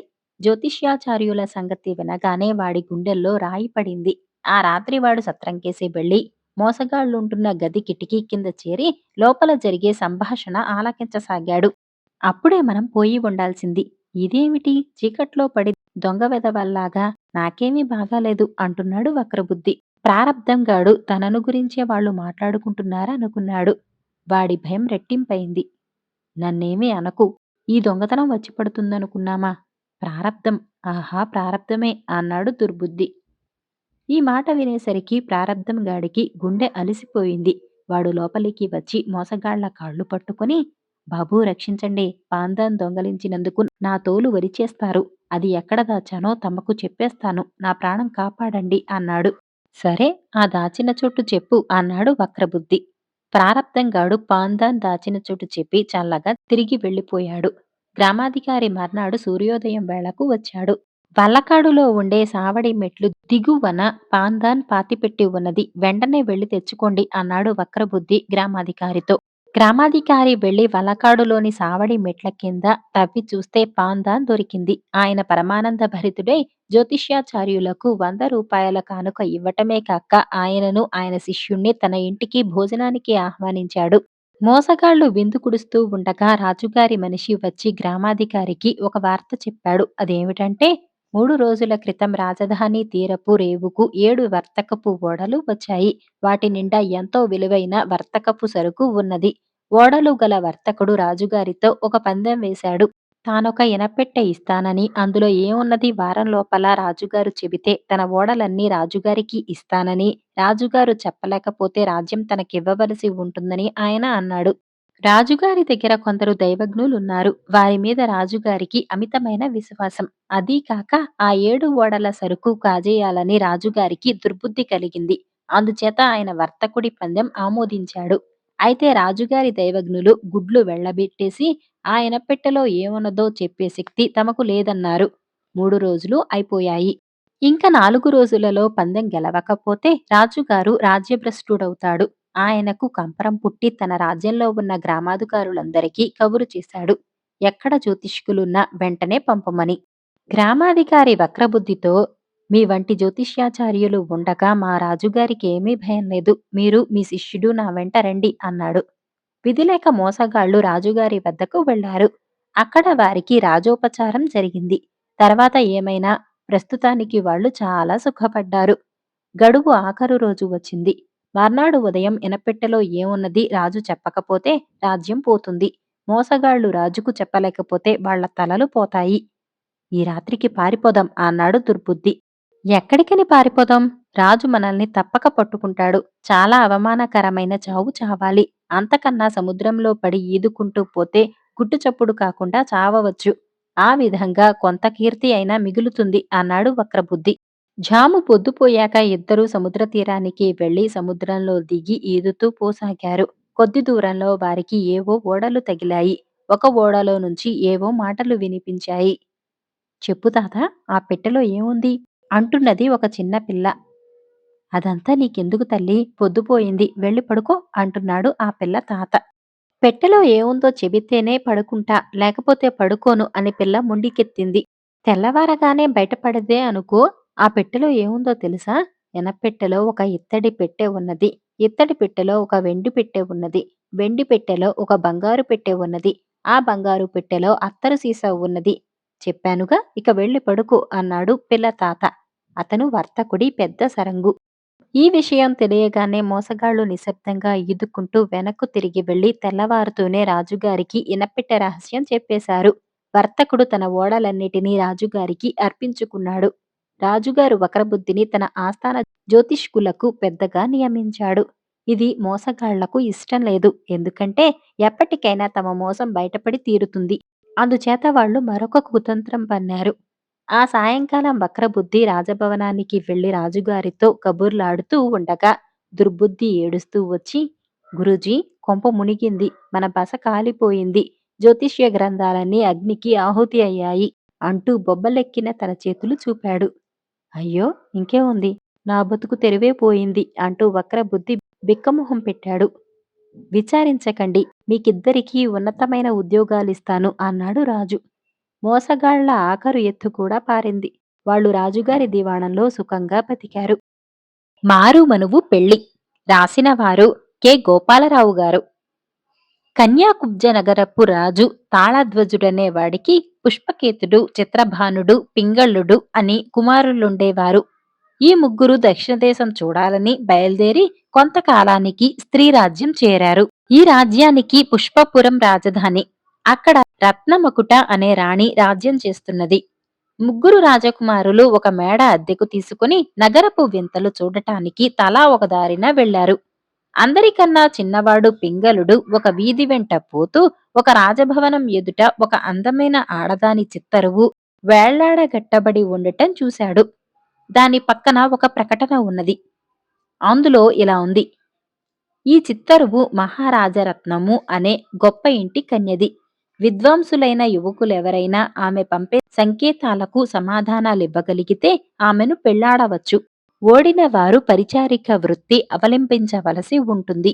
ఇందుకు సమ్మతించిన వారు గంట వాయించండి. మహారాజరత్నం చిత్తరువు చూడగానే పింగళుడికి ఆమెను పెళ్లాడాలనిపించింది. అతను గంట వాయించాడు. వెంటనే ఇద్దరు దాసీలు వచ్చి అతన్ని సగౌరవంగా లోపలికి తీసుకుపోయి ఒక గదిలో కూర్చోపెట్టి వెళ్లిపోయారు. తర్వాత వారు పళ్లెంలో ఆకు చిగుర్లు తెచ్చి అతనికి చూపి, వీటికి సమాధానాలివ్వండి అన్నారు. ఎంతసేపు ఆలోచించినా పింగళుడికి ఆ సంకేతాల ఆంతర్యం తెలియలేదు. పింగళుడు ఓడినట్టు ఒప్పుకోక తప్పింది కాదు. వెంటనే కొందరు భటులు వచ్చి అతని చేత ముతక గుడ్డలు కట్టించి పనిచేయటానికి తోటలోకి తీసుకుపోయారు. ఆ రోజు సాయంకాలమయ్యేసరికి పుష్పకేతుడు బసకు తిరిగి వచ్చి తన తమ్ములిద్దరూ రాకపోవటం గమనించాడు. అతను మర్నాడు ఉదయం లేచి వాళ్లను వెతుక్కుంటూ కొత్త వీధుల వెంట బయలుదేరాడు. కొద్దిసేపట్లో అతను కూడా మహారాజరత్నం బొమ్మ కట్టి ఉన్న ఇంటికి వచ్చి ప్రకటన చూశాడు. అక్కడి భటులను విచారిస్తే, మీ పోలికగా ఉండేవాడొకడు నిన్న వచ్చి సంకేతాలు చెప్పలేకపోయాడు, తోటలో పనిచేస్తున్నాడు అని చెప్పారు. ఓడిపోయినవాడు పింగళుడే అయి ఉంటాడని అతనికి నమ్మకం కుదిరింది. తాను ఎట్లాగైనా ఈ మహారాజరత్నాన్ని ఓడించి తమ్ముణ్ణి విడిపించుకోవాలి. కాని పుష్పకేతుడు తొందరపడి గంట వాయించలేదు. పుష్పపురంలో గల గొప్ప పండితుడి పేరు తెలుసుకుని ఆయన వద్దకు వెళ్ళాడు. స్వామి, తమ వద్ద అపూర్వ గ్రంథాలుంటాయని తెలిసింది, ఒకసారి చూడనిస్తారా అని వినయంగా అడిగాడు. పండితుడు ఆదరంతో తన దగ్గర ఉన్న గ్రంథాలన్నిటినీ చూపించాడు. వాటిలో పుష్పకేతుడికి తెలియని గ్రంథం ఒక్కటే ఉన్నది. అది పద్మస్త్రీ అనే బౌద్ధ సన్యాసి రచించిన నాగర సర్వస్వం అనే గ్రంథం. అందులో సంజ్ఞా ప్రకరణం 4-5 సార్లు చదువుకొని పుష్పకేతుడు పండితుడికి ఆ గ్రంథాన్ని ఇచ్చివేసి, అతడి వద్ద సెలవు పుచ్చుకుని తిరిగి మహారాజా రత్నం ఇంటికి వెళ్లి గంట వాయించాడు. దాసీలు వచ్చి అతన్ని లోపలికి తీసుకుపోయి మర్యాదగా ఒక గదిలో కూర్చోపెట్టి వెళ్లి ఒక పళ్ళెంలో లేత ఆకు చిగుళ్ళు తెచ్చారు. వాటిని చూడగానే కుల ప్రశ్నాంకుర స్మృతః అని చదివినది జ్ఞాపకం వచ్చినది. మహారాజరత్నం అతని కులం అడుగుతున్నది. తాను క్షత్రియుణ్ణని అతను సమాధానం పంపాడు. ఇలాగే ఇంకా మరికొన్ని సంకేతాలు వచ్చాయి. అన్నిటికీ పుష్పకేతుడు సరి అయిన సమాధానాలిచ్చాడు. దాసీలు ఆఖరుసారి వచ్చి మా యజమానురాలు మిమ్మల్ని చూడగోరుతున్నారు అని చెప్పారు. పుష్పకేతుడు వారి వెంట చాలా నడవలు దాటి ఒక అద్భుతమైన గదిలో ప్రవేశించాడు. ఒక బంగారు సింహాసనం మీద కూర్చొని ఉన్న ఒక స్త్రీ అతన్ని చూచి లేచి నమస్కరించి, దయచేయండి, ఇంతకాలానికి నా ప్రశ్నలన్నిటికీ మీరొక్కరే సమాధానం ఇచ్చారు. నేను మిమ్మల్ని వివాహం చేసుకోవటానికి సిద్ధంగా ఉన్నాను అన్నది నవ్వుతూ. పుష్పకేతుడు ఆమెను చూసి నిర్ఘాంతపోయాడు. ఏమంటే ఈమె మహారాజరత్నం కాదు. మహారాజరత్నం కన్నా కూడా అందంగా ఉండటమే కాక రాజలాంఛనాలు, కిరీటాలు ధరించి కూడా ఉన్నది. ప్రశ్నలు పంపింది నీవా? నీవు మహారాజరత్నానివి కావే అన్నాడు అతను. నేను మహారాజరత్నాన్ని కాను కాని ప్రశ్నలు పంపింది నేనే. నేనీ దేశపు రాణిని. నా పేరు రత్నమకుట. మహారాజరత్నం నా స్నేహితురాలు. నేనే భర్తని వెతుక్కుంటున్నానని ప్రజలకు తెలియకుండా ఉండగలందులకు నా స్నేహితురాలి ఎరుకతో నేనీ పని చేశాను అన్నదామె. ఇందువల్ల నాకు నష్టమేమీ లేదు కాని నా తమ్ముడొకడు నిన్న నీతో ఓడిపోయి తోటలో నౌకరుగా పనిచేస్తున్నాడు. దయ ఉంచి అతన్ని వెంటనే విడుదల చెయ్యి అన్నాడు పుష్పకేతుడు. రత్నమకుట నవ్వి, అతను మీ తమ్ముడా? మా మహారాజరత్నం అతన్ని నిన్ననే చూసి వరించింది. మనతో బాటే వారికి వివాహం అవుతుంది అన్నది. ఇక్కడ ఇలా ఉండగా ఆ కిందటి రోజు నగరం చూడబోయిన చిత్రభానుడికి ఒక విచిత్రమైన అనుభవం జరిగింది. ఆ నగరంలో మణిమంతుడనే కోటీశ్వరుడైన వైశ్యుడున్నాడు. ఆయనకు లేక లేక ఒక ఆడపిల్ల పుట్టింది. దానికి ఊర్మిళ అని పేరు పెట్టి ఆ పిల్ల కోసం అనేక మంది దాదులను పెట్టి ఎంతో గారాబంగా పెంచారు. తండ్రి కోటీశ్వరుడు, పిల్ల చక్కని రంభ. అందుచేత ఆమెకు తగిన సంబంధం వెతకటానికి మణిమంతుడు ఎన్నో లక్షలు ఖర్చు చేశాడు. ఆఖరకు సుఖద్వీపంలో ఉండే రత్నపాదుడనే వర్తకుడి కుమారుడితో సంబంధం ఆయనకు నచ్చింది. సంబంధం నిశ్చయమైంది. పెళ్లివారు భారీ ప్రయత్నాలు చేసుకుని బలగంతో సముద్రం మీద తరలి రావాలి గనుక 6 మాసాల వ్యవధిలో ఒక పెళ్లి ముహూర్తం పెట్టి మణిమంతుడు లగ్నపత్రిక పంపాడు. ఆ ముహూర్తాన పెళ్లి జరగకపోతే మరి 3 ఏళ్ల దాకా మంచి ముహూర్తం లేదని కూడా ఆయన పెళ్లివారికి కబురు చేశాడు. పెళ్లి ప్రయత్నాలు చాలా ఆర్భాటంగా జరిగాయి. 10,000 మందికి సరిపడే విడుదులు ఏర్పాటు చేశారు. అనేక వందల ఎకరాల మేర పందిళ్లు వేశారు. అనేక రకాల వాయిద్యాలు, వినోదాలు ఏర్పాటు చేశారు. పెళ్లి రోజు వచ్చింది. పెళ్లికి పిలిచిన జనం వేలాది వేలు వచ్చి పందిట్లో కూర్చున్నారు. కాని పెళ్లివారి జాడ లేదు. ఇంకా లగ్నం 2 ఘడియలుందనగా మణిమంతుడి భటులు సముద్రతీరం నుంచి గుర్రాల మీద వచ్చి పెళ్లివారి పడవలు సముద్రంలో రాళ్ల గుట్టలు తగిలి మునిగిపోయినట్టు తెలిసిందని చెప్పారు. మణిమంతుడికి కాలు చెయ్యి ఆడలేదు. ఇన్ని ప్రయత్నాలు చేసి ఇన్ని వేల మందిని పిలిచి పెళ్లి ఎలా ఆపటం? ఆయన పెళ్లి చూడవచ్చిన వారి మధ్యకు వెళ్లి చుట్టూ కలయ చూశాడు. ఆయన కన్ను చిత్రభానుడిపై పడింది. ఆయన అతన్ని అవతలకు పిలుచుకుపోయి జరిగిందంతా చెప్పి, నాయనా, నా పిల్ల మెడలో పుస్తె కట్టి నా పరువు కాపాడు. నాకు 10 కోట్ల ధనం ఉంది. ఒక్కతే పిల్ల, అందంలో నీకు తీసుకుపోదు అని ప్రాధేయపడ్డాడు. చిత్రభానుడు తాను ఫలానా రాజు కొడుకునని చెప్పి ఊర్మిళ్లను చేసుకోవటానికి అంగీకరించాడు. పెళ్లి జరిగిపోయింది. పెళ్లి జరిగిన 7వ రోజున పెళ్లివారు 10,000 మందితో తరలివచ్చారు. మణిమంతుడి గుండె గుబేలన్నది. ఆయన రత్నపాదుడి వద్దకు వెళ్లి జరిగిందంతా చెప్పుకున్నాడు. ఇదంతా నీ కల్పనే. సముద్రంలో కొండలు తగిలి పడవలు చిల్లులు పడ్డ మాట నిజమే. ప్రాణాలు కాపాడుకోవటానికి విలువైన సరుకులు సముద్రంలో వేసి కీలు పూసి రంధ్రాలు బిగించి ఎలాగో చేరాం. ఇంత ప్రయాసపడి వస్తే మాకింత అవమానం చేస్తావా? ఎవరనుకున్నావు అని రత్నపాదుడు కేకలు వేశాడు. ముహూర్తం దాటి మీరు వచ్చి మాత్రం ఏం లాభం అన్నాడు మణిమంతుడు. పెళ్లికి ముహూర్తం అంటూ ఒకటి ఉందా ఏమిటి? ఎప్పుడు పెళ్లి అయితే అప్పుడే ముహూర్తం అన్నాడు రత్నపాదుడు. ఈ మాట వినేసరికి మణిమంతుడికి ఓర్పు పోయింది. ఇద్దరూ గట్టిగా పోట్లాడుకున్నారు. చూడు నిన్నేం చేస్తానో అని రత్నపాదుడు బెదిరించాడు. ఆ మనిషితో మాట్లాడటం వృధా అనుకుని మణిమంతుడు ఇంటికి తిరిగి వచ్చాడు. కాని ఆయన మనసు పీచు పీచుమంటూనే ఉన్నది. రత్నపాదుడి వెంట 10,000 మంది ఉన్నారు. వాళ్ళు తన ఇంటి మీద పడి ఏం అఘాయిత్యం చేస్తారో అని భయపడ్డాడు. తన మామగారికి ఆపదగా ఉందని తెలిసి చిత్రభానుడు అండగా ఉండి, "నీకేం భయం లేదు, భయపడకు" అన్నాడు. మణిమంతుడు భయపడ్డట్టే రత్నపాదుడి మనుషులు 10,000 మంది కర్రలు తీసుకుని మణిమంతుడి ఇంటి మీద పడ్డారు. వేసిన పందిళ్లు ఇంకా విప్పలేదు. పెళ్లికి వచ్చిన బంధువులింకా వెళ్ళిపోలేదు. మణిమంతుడు హడలిపోయాడు. కాని చిత్రభానుడు కత్తి దూసి 10,000 మందికి ఎదురు వెళ్లి సాహసించి ముందుకు వచ్చిన వాడినలా నరికాడు. కొందరు చచ్చి, కొందరు గాయపడేసరికి మిగిలిన వారు పారిపోయారు. అప్పటికైనా బుద్ధి తెచ్చుకొని వచ్చిన దారి పోక రత్నపాదుడు ఆస్థానానికి వెళ్లి మణిమంతుడిపై ఫిర్యాదు చేశాడు. రత్నపాదుడు మణిమంతుడు చెప్పినదంతా విని, రాణి తీర్పు చెప్పలేక, "ఈ నేరం మీరే విచారించండి" అని భర్తను కోరింది. పుష్పకేతుడు మణిమంతుడి అల్లుడి సాక్ష్యం కూడా వినాలనుకున్నాడు. అతన్ని కోసం భటులు వెళ్లి తిరిగి వచ్చి, "మహాప్రభు, ఆయన రానన్నాడు" అని చెప్పారు. పుష్పకేతుడి జవాబు విని మండిపోయి పింగళుణ్ణి మరికొందరు సైనికులను వెంటపెట్టుకుని మణిమంతుడి ఇంటికి బయలుదేరాడు. తనను తీసుకుపోటానికి సైన్యం వస్తుందని గ్రహించి చిత్రభానుడు కత్తి దూసి వీధిలో నిలబడ్డాడు. కాని తీరా వాళ్లు సమీపించాక అన్నదమ్ములు ఒకరినొకరు గుర్తించుకుని ఆశ్చర్యపడ్డారు. చిత్రభానుడు కూడా తన సోదరుల కథ విని చాలా సంతోషించాడు. తర్వాత పుష్పకేతుడు రత్నపాదుడి నేరం విచారణ పూర్తి చేసి అతనిదే తప్పైనప్పటికీ అనేక విధాలా నష్టపడి ఉండటం చేత శిక్షించక అతనికి కలిగిన నష్టం కింద మణిమంతుడి చేత కొంత పరిహారం ఇప్పించి పంపేశాడు. బేతాళ కథలు నష్టమైన విద్య. పట్టువదలని విక్రమార్కుడు చెట్టు వద్దకు తిరిగి వెళ్లి శవాన్ని దించి భుజాన వేసుకుని మళ్లీ శ్మశానం కేసి నడవసాగాడు.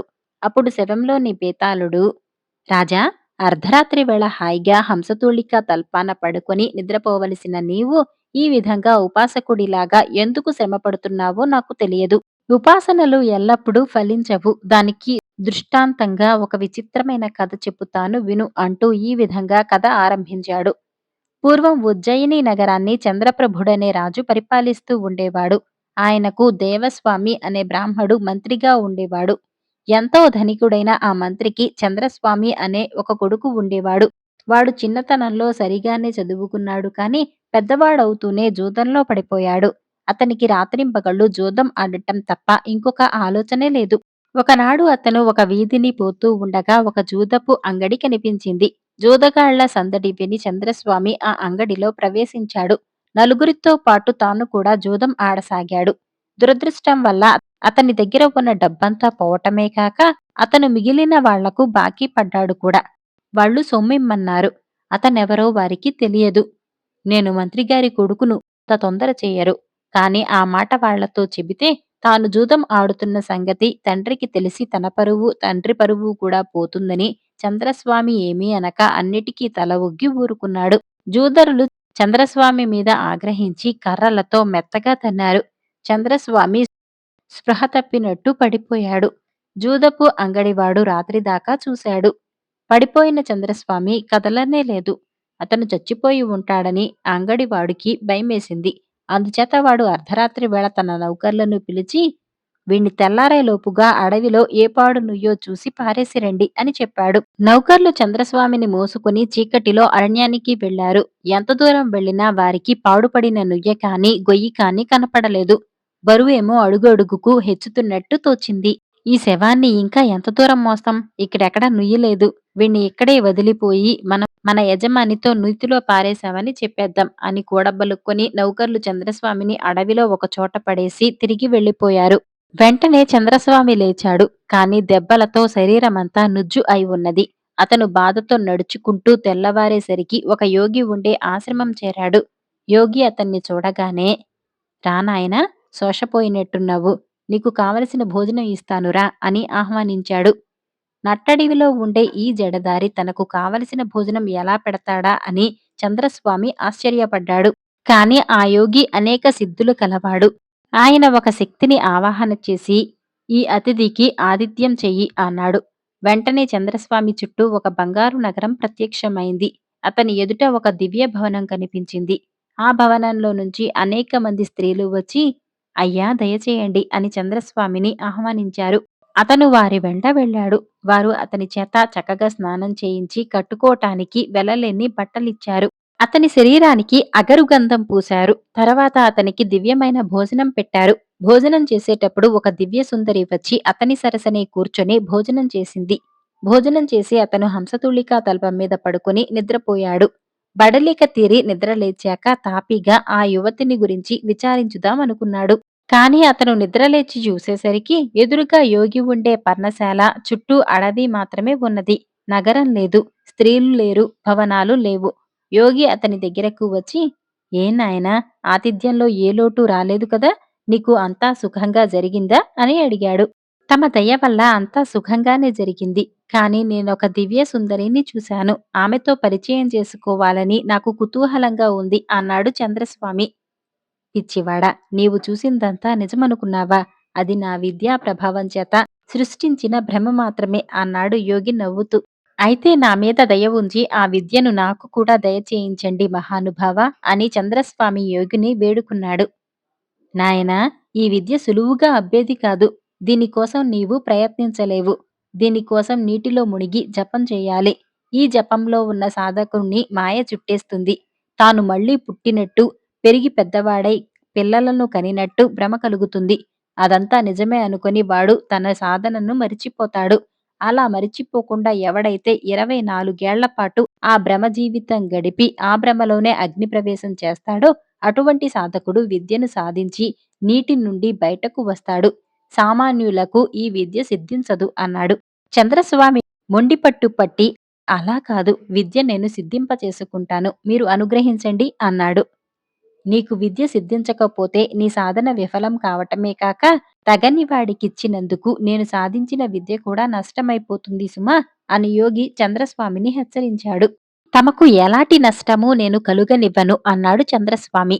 యోగి అతని మాట తీసివేయలేక విద్యనివ్వటానికి నిశ్చయించుకుని, సరే, నీవు నీటిలో మునిగిన తర్వాత అగ్నిప్రవేశం చేయవలసి వచ్చినప్పుడు నేను హెచ్చరిక చేస్తాను. సంకోచించకుండా అగ్నిప్రవేశం చెయ్యి. ఒకవేళ అది భ్రమేనన్న విషయం మరిచిపోతే నేను హెచ్చరించినప్పుడైనా జ్ఞప్తికి తెచ్చుకో అన్నాడు. అందుకు చంద్రస్వామి సరేనన్నాడు. తర్వాత యోగి తాను స్నానం చేసి చంద్రస్వామి చేత స్నానం చేయించి ఒక మంత్రం ఉపదేశించి నీటిలో మునిగి కూర్చొని మంత్రం జపించమన్నాడు. అంతా యోగి చెప్పినట్టే జరిగింది. తాను ఒక బ్రాహ్మడి ఇంట పుట్టినట్టు చంద్రస్వామికి తోచింది. తర్వాత అతను పెరుగుతూ ఉపనయనం చేసుకుని విద్యాభ్యాసం సాగించాడు. తర్వాత అతనికి పెళ్ళయింది. అతనికి పిల్లలు కలిగారు. వారు పెరిగి పెద్దవారవుతున్నారు. అతని జీవితం అన్ని విధాలా సుఖంగా జరిగిపోతున్నది. ఎంతలో చంద్రస్వామికి గురువు చేసిన హెచ్చరిక వినపడింది. తాను విద్యాసిద్ధి కోసం జపం చేస్తున్న సంగతి స్ఫురణకు వచ్చింది. ఇక అగ్నిప్రవేశం చేయాలి. ఆ భ్రమలోనే అతను అగ్నిప్రవేశానికి అంతా సిద్ధం చేశాడు. కాని అతని బంధువులు, పెద్దలు, భార్య, బిడ్డలు చుట్టూ మూగి, అయ్యయ్యో, వద్దు వద్దు అని ఆక్రోశించసాగారు. అతనికి భయం పుట్టింది. నేను చచ్చిపోతే వీరంతా ఏమవుతారు అనుకున్నాడు. యోగి అగ్నిప్రవేశం చేయమన్న మాట జ్ఞాపకం వచ్చింది. ఆయన తెలిసి చెప్పాడో తెలియక చెప్పాడో అని సందేహం కలిగింది. అయినా చంద్రస్వామి మనస్సు రాయి చేసుకుని అగ్నిలో ప్రవేశించాడు. కాని అగ్ని కాలలేదు. చంద్రస్వామి నీటిలో లేచి నిలబడ్డాడు. అతడికి భ్రమ అంతా వదిలిపోయింది. ఒడ్డున నవ్వుతూ యోగి నిలబడి ఉన్నాడు. చంద్రస్వామి యోగి వద్దకు వచ్చి నమస్కరించి, స్వామి, అంతా తమరు చెప్పిన ప్రకారమే చేశాను. కాని అగ్నిప్రవేశం చేసినప్పుడు అగ్ని చల్లగా ఉందేం అని అడిగాడు. నువ్వేదో తప్పు చేసి ఉంటావు. అగ్ని చల్లగా ఉండటమేమిటి? ఆశ్చర్యంగా ఉంది అన్నాడు యోగి. నేను సరిగా తమరు చేయమన్నట్టే చేశాను అన్నాడు చంద్రస్వామి. నిజం ఇప్పుడే తెలుసుకుందాం అంటూ యోగి తన విద్యను ఆవాహన చేశాడు. కాని విద్య రాలేదు. యోగి కంటనీరు పెట్టుకుంటూ, నీకు విద్య రాకపోగా నాకు వచ్చినది కూడా పోయింది అన్నాడు. బేతాళుడి కథ చెప్పి, రాజా, చంద్రస్వామి అంతా సరిగానే చేశాడు కదా, అతనికి విద్య ఎందుకు రాలేదు? గురువుకున్న విద్య కూడా ఎందుకు పోయింది? ఈ సందేహం నాకు తీరలేదు. తెలిసి కూడా నా సందేహం తీర్చకపోయావో నీ శిరస్సు పగిలిపోతుంది అన్నాడు. నా చేత మాట్లాడించటానికి అడుగుతున్నావు కాని ఇందులో సందేహానికి అవకాశం ఏమున్నది? చంద్రస్వామి తన భ్రమను నిజమనుకుని అగ్నిలో దూకటానికి పస్తాయించాడు. ఆ కారణం చేతనే అతనికి విద్య దక్కలేదు. అపాత్రుడికి విద్య ఇచ్చిన కారణం చేత గురువుకుండిన విద్య కూడా నష్టమైపోయింది అన్నాడు విక్రమార్కుడు. ఈ విధంగా రాజుకు తిరిగి మౌనభంగం కలగగానే వేతాళుడి శవంతో సహా మాయమై మళ్లీ చెట్టెక్కాడు. జాలరి రాజు రాసినవారు ఎన్ నాగేశ్వరరావు గారు. ఉజ్జయిని నగరంలో గంగపుత్రుడు అనే జాలరి యువకుడు ఉండేవాడు. వాడికి తల్లి తప్ప నా అనేవాళ్ళెవరూ లేరు.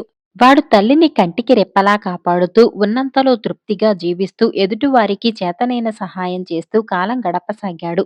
ఒకనాడు గంగపుత్రుడు చేపల వేట కోసం పడవలో సముద్రం మధ్యకు చేరుకొని వల విసిరాడు. ఇంతలో సముద్రం అల్లకల్లోలమైంది.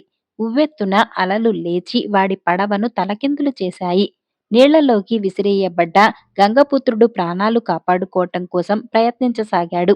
మెల్లగా సముద్రం శాంతించింది. దూరంలో మునిగిపోయిన ఒక నౌక కనిపించటంతో వాడు ఈదుకుంటూ వెళ్లి అంతగా లోతులేని నీళ్లలో ఉన్న ఆ నౌకను చేరుకున్నాడు. అది చాలా పురాతనమైన నౌక. నౌకలో మృతుల అస్థిపంజరాలు కొన్ని కనిపించాయి. ఒక మూలగా పెద్ద పెద్ద చెక్కపెట్టెలు కనిపించాయి. వాటిని తెరిచి చూడగా మణులు, మాణిక్యాలు, బంగారు నాణేలు బయటపడ్డాయి.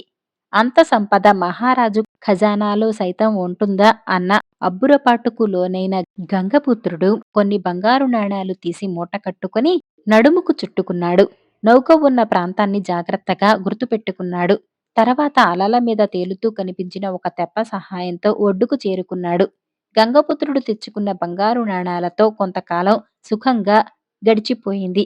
వాడికి తరచూ నౌకలోని సంపద గుర్తుకు వస్తూ ఉండేది.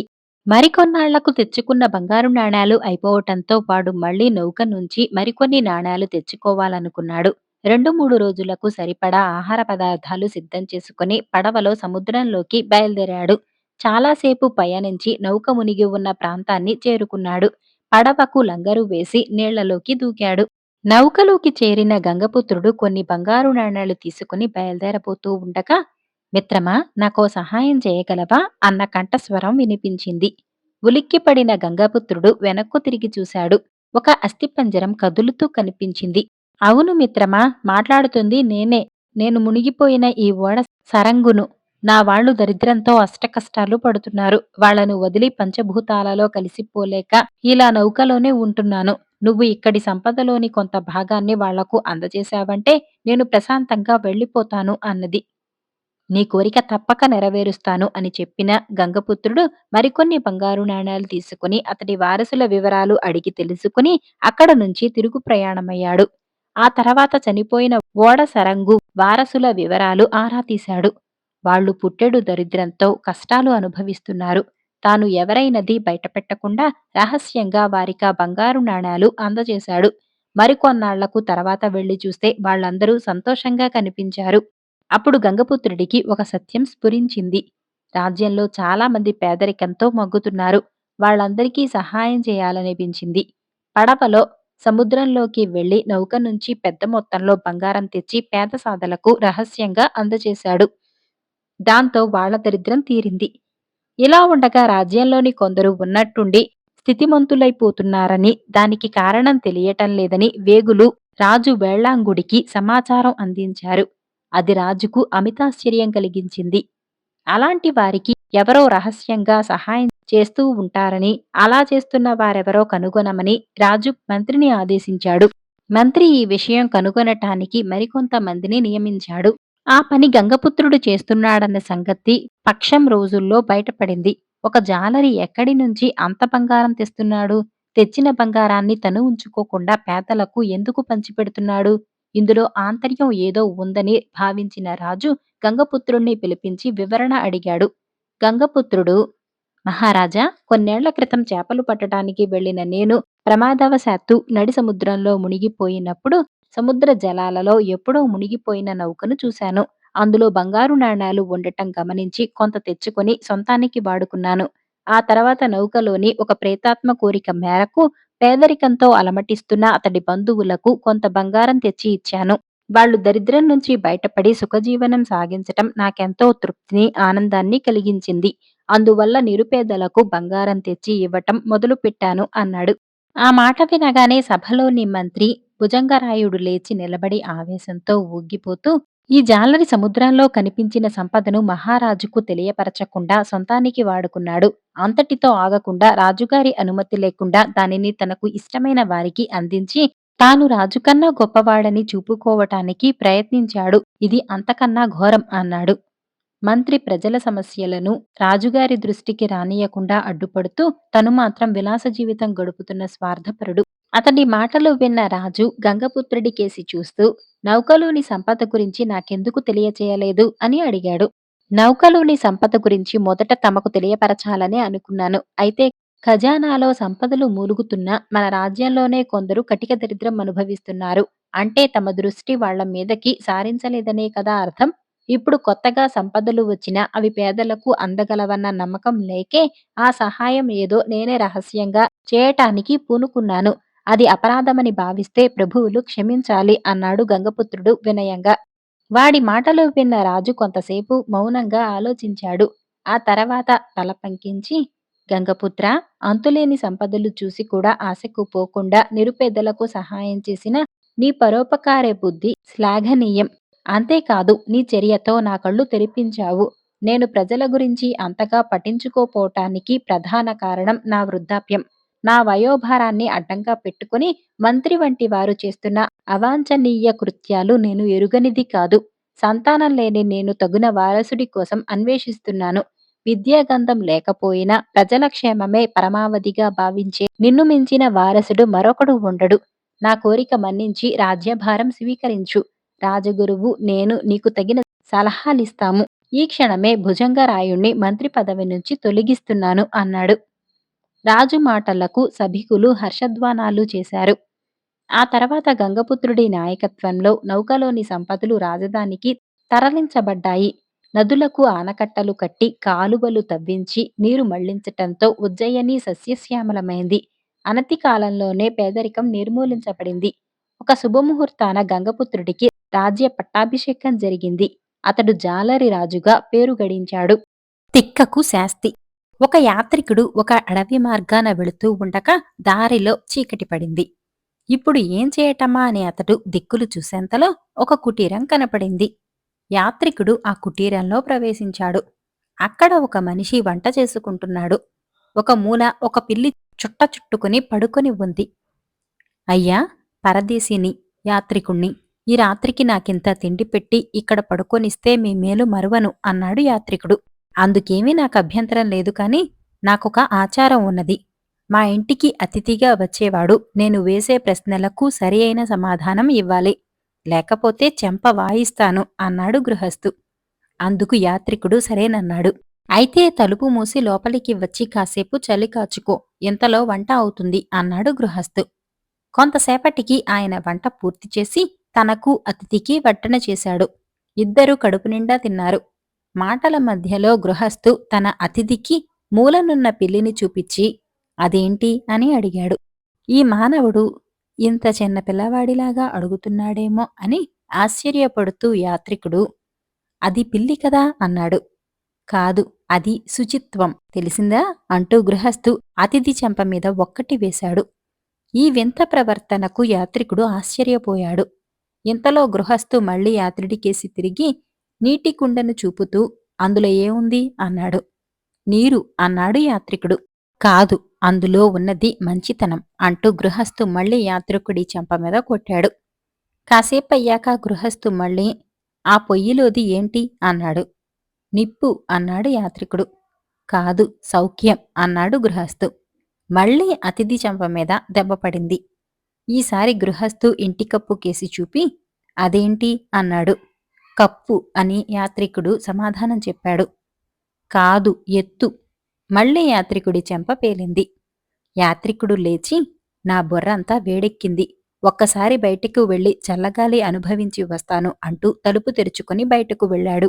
అదే సమయంలో పిల్లి లేచి తాను కూడా బయటకు వెళ్ళింది.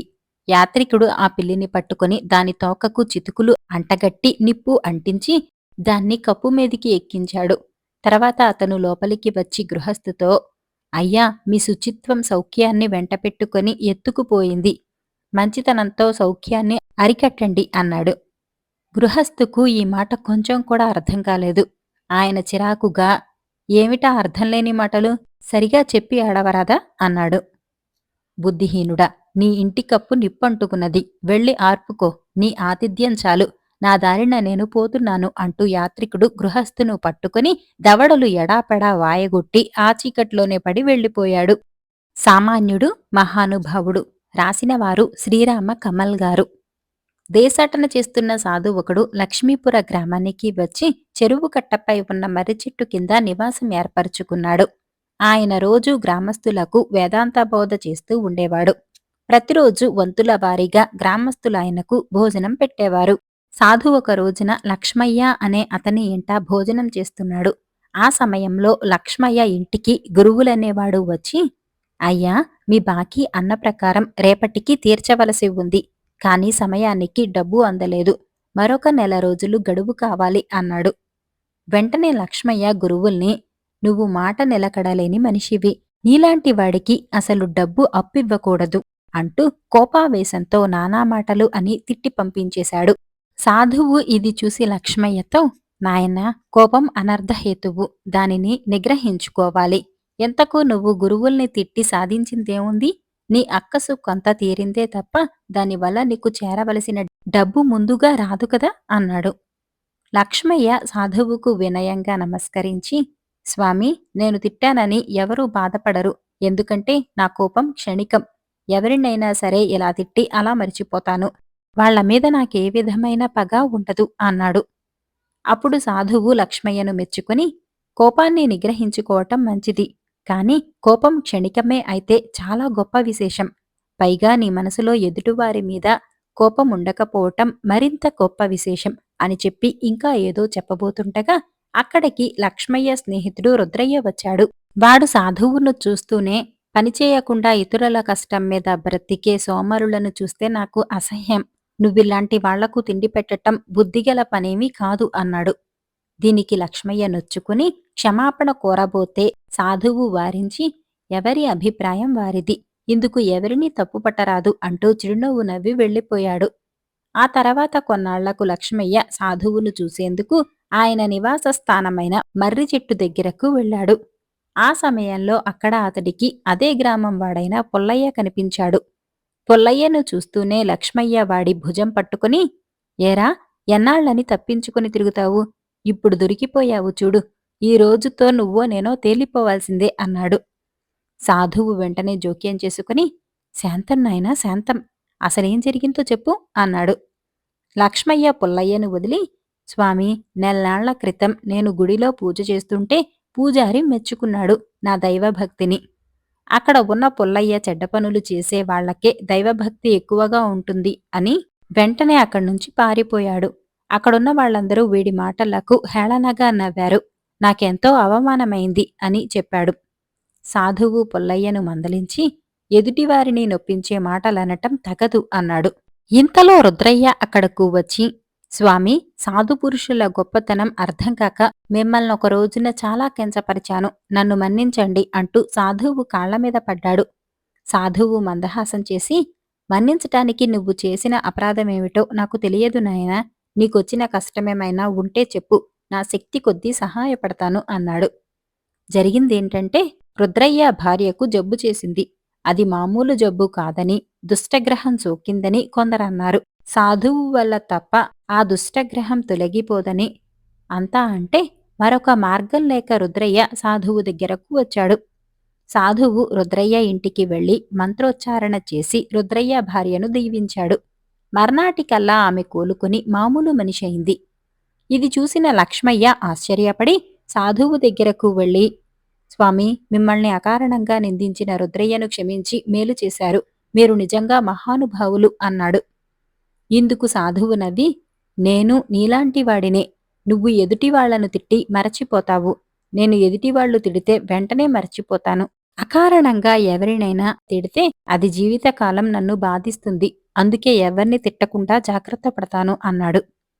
సామాన్యుడికి మహానుభావుడికి ఉండే తేడా అప్పుడు లక్ష్మయ్యకు అర్థమై క్రమంగా తన కోపాన్ని తగ్గించుకున్నాడు. మచ్చు చూస్తే చాలు. రాసినవారు వారణాసి శ్రీరామకృష్ణ గారు. గంగయ్య రైతుల నుంచి ధాన్యం కొనుగోలు చేసి ఆ ధాన్యాన్ని పట్నంలో ఉండే పెద్ద వ్యాపారులకు తిరిగి అమ్మే వ్యాపారి. ఆయనకు ఒక్కడే కొడుకు. వాడి పేరు సుందరం.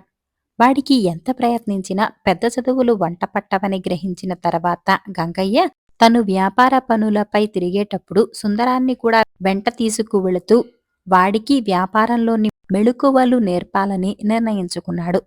ఒకనాటి ఉదయం గంగయ్య సుందరాన్ని పిలిచి, పొన్నపల్లి గ్రామంలో పొన్నయ్య ధాన్యం అమ్మజూపుతాడని తెలిసింది. ముందు నువ్వు వెళ్ళి సరుకు నాణ్యత చూసిరా. ఆ తర్వాత ఇద్దరం మళ్ళీ వెళ్ళి ధాన్యాన్ని చూసి ధర కుదిరితే కొనుగోలు చేద్దాం. ఈ విధంగా నీకు క్రమంగా వ్యాపారంలోని మెళుకువలు తెలుస్తాయి అని చెప్పాడు. అయితే ఆ రోజు ఉదయాన్నే బయలుదేరి పొన్నపల్లి వెళ్లిన సుందరం చీకటి పడుతూ ఉండగా ఇంటికి తిరిగి వచ్చాడు. గంగయ్య కొడుకును వెళ్ళి రావడానికి ఎంత ఆలస్యమైందేంటి అని అడిగాడు. దానికి సుందరం విసుగ్గా, సరుకు నాణ్యత చూసి రమ్మన్నావు కదా. ఆ పొన్నయ్య 100 బస్తాల ధాన్యం అమ్మచూపుతున్నాడు. ప్రతి బస్తాలోని ధాన్యం పరీక్షించి చూడటానికి ఇంత సమయం పట్టింది. సరుకు నాణ్యంగానే కనపడుతుంది అని జవాబిచ్చాడు. కొడుకు జవాబు విని గంగయ్య నవ్వి, ఒరే, అన్నం ఉడికిందో లేదో తెలియాలంటే అన్నం మొత్తం పట్టి చూడక్కర్లేదు. ఒక్క మెతుకు పట్టి చూస్తే చాలు. అలాగే 100 బస్తాల సరుకు నాణ్యత తెలుసుకోవటానికి 100 బస్తాలు పరిశీలించి చూడక్కర్లేదు. అక్కడొకటి ఇక్కడొకటిగా 4-5 బస్తాల నుంచి చారెడు చారెడు ధాన్యం మచ్చుతీసి చూస్తే చాలు. అప్పుడు మొత్తం సరుకు నాణ్యత తెలిసిపోతుంది.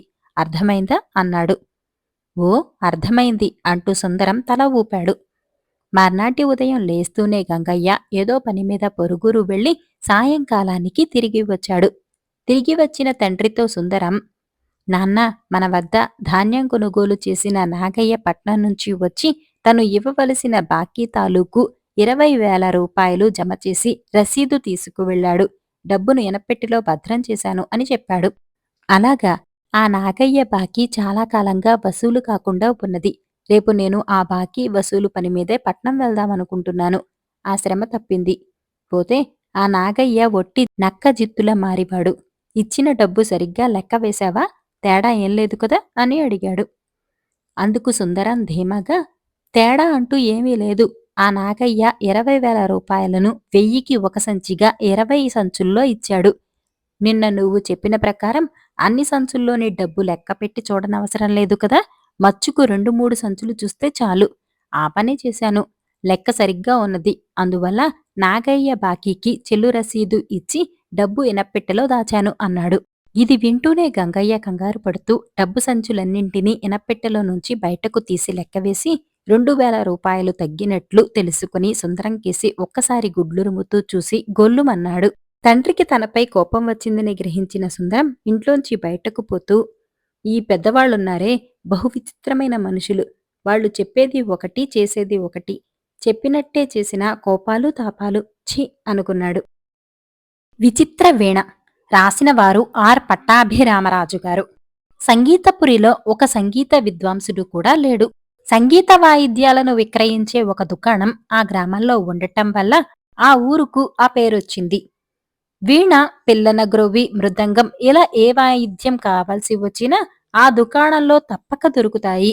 ఆ దుకాణం యజమాని పేరు రామావతారం. అతడు వృద్ధుడైపోవటంతో అతడి కొడుకు మురారి కొన్నాళ్లుగా దుకాణం పనులు పర్యవేక్షిస్తున్నాడు. సంగీతపురికి ఆమడ దూరంలో పాలకొండలున్నాయి. సంగీత వాయిద్యాలను తయారు చేసేందుకు కావలసిన శ్రేష్టమైన కలప అక్కడ లభిస్తుంది. నెలకొకసారి మురారి ఎడ్లబండిని, కూలీలను తీసుకుని ఆ కొండలకు వెళతాడు. అక్కడ కావలసిన కలపను కూలీల చేత నరికించి మురారి వాయిద్యాలను తయారు చేస్తాడు. ఆ దుకాణంలో తయారయ్యే వాయిద్యాలకు చుట్టుపక్కల పట్నాల్లో మంచి పేరు ఉన్నది.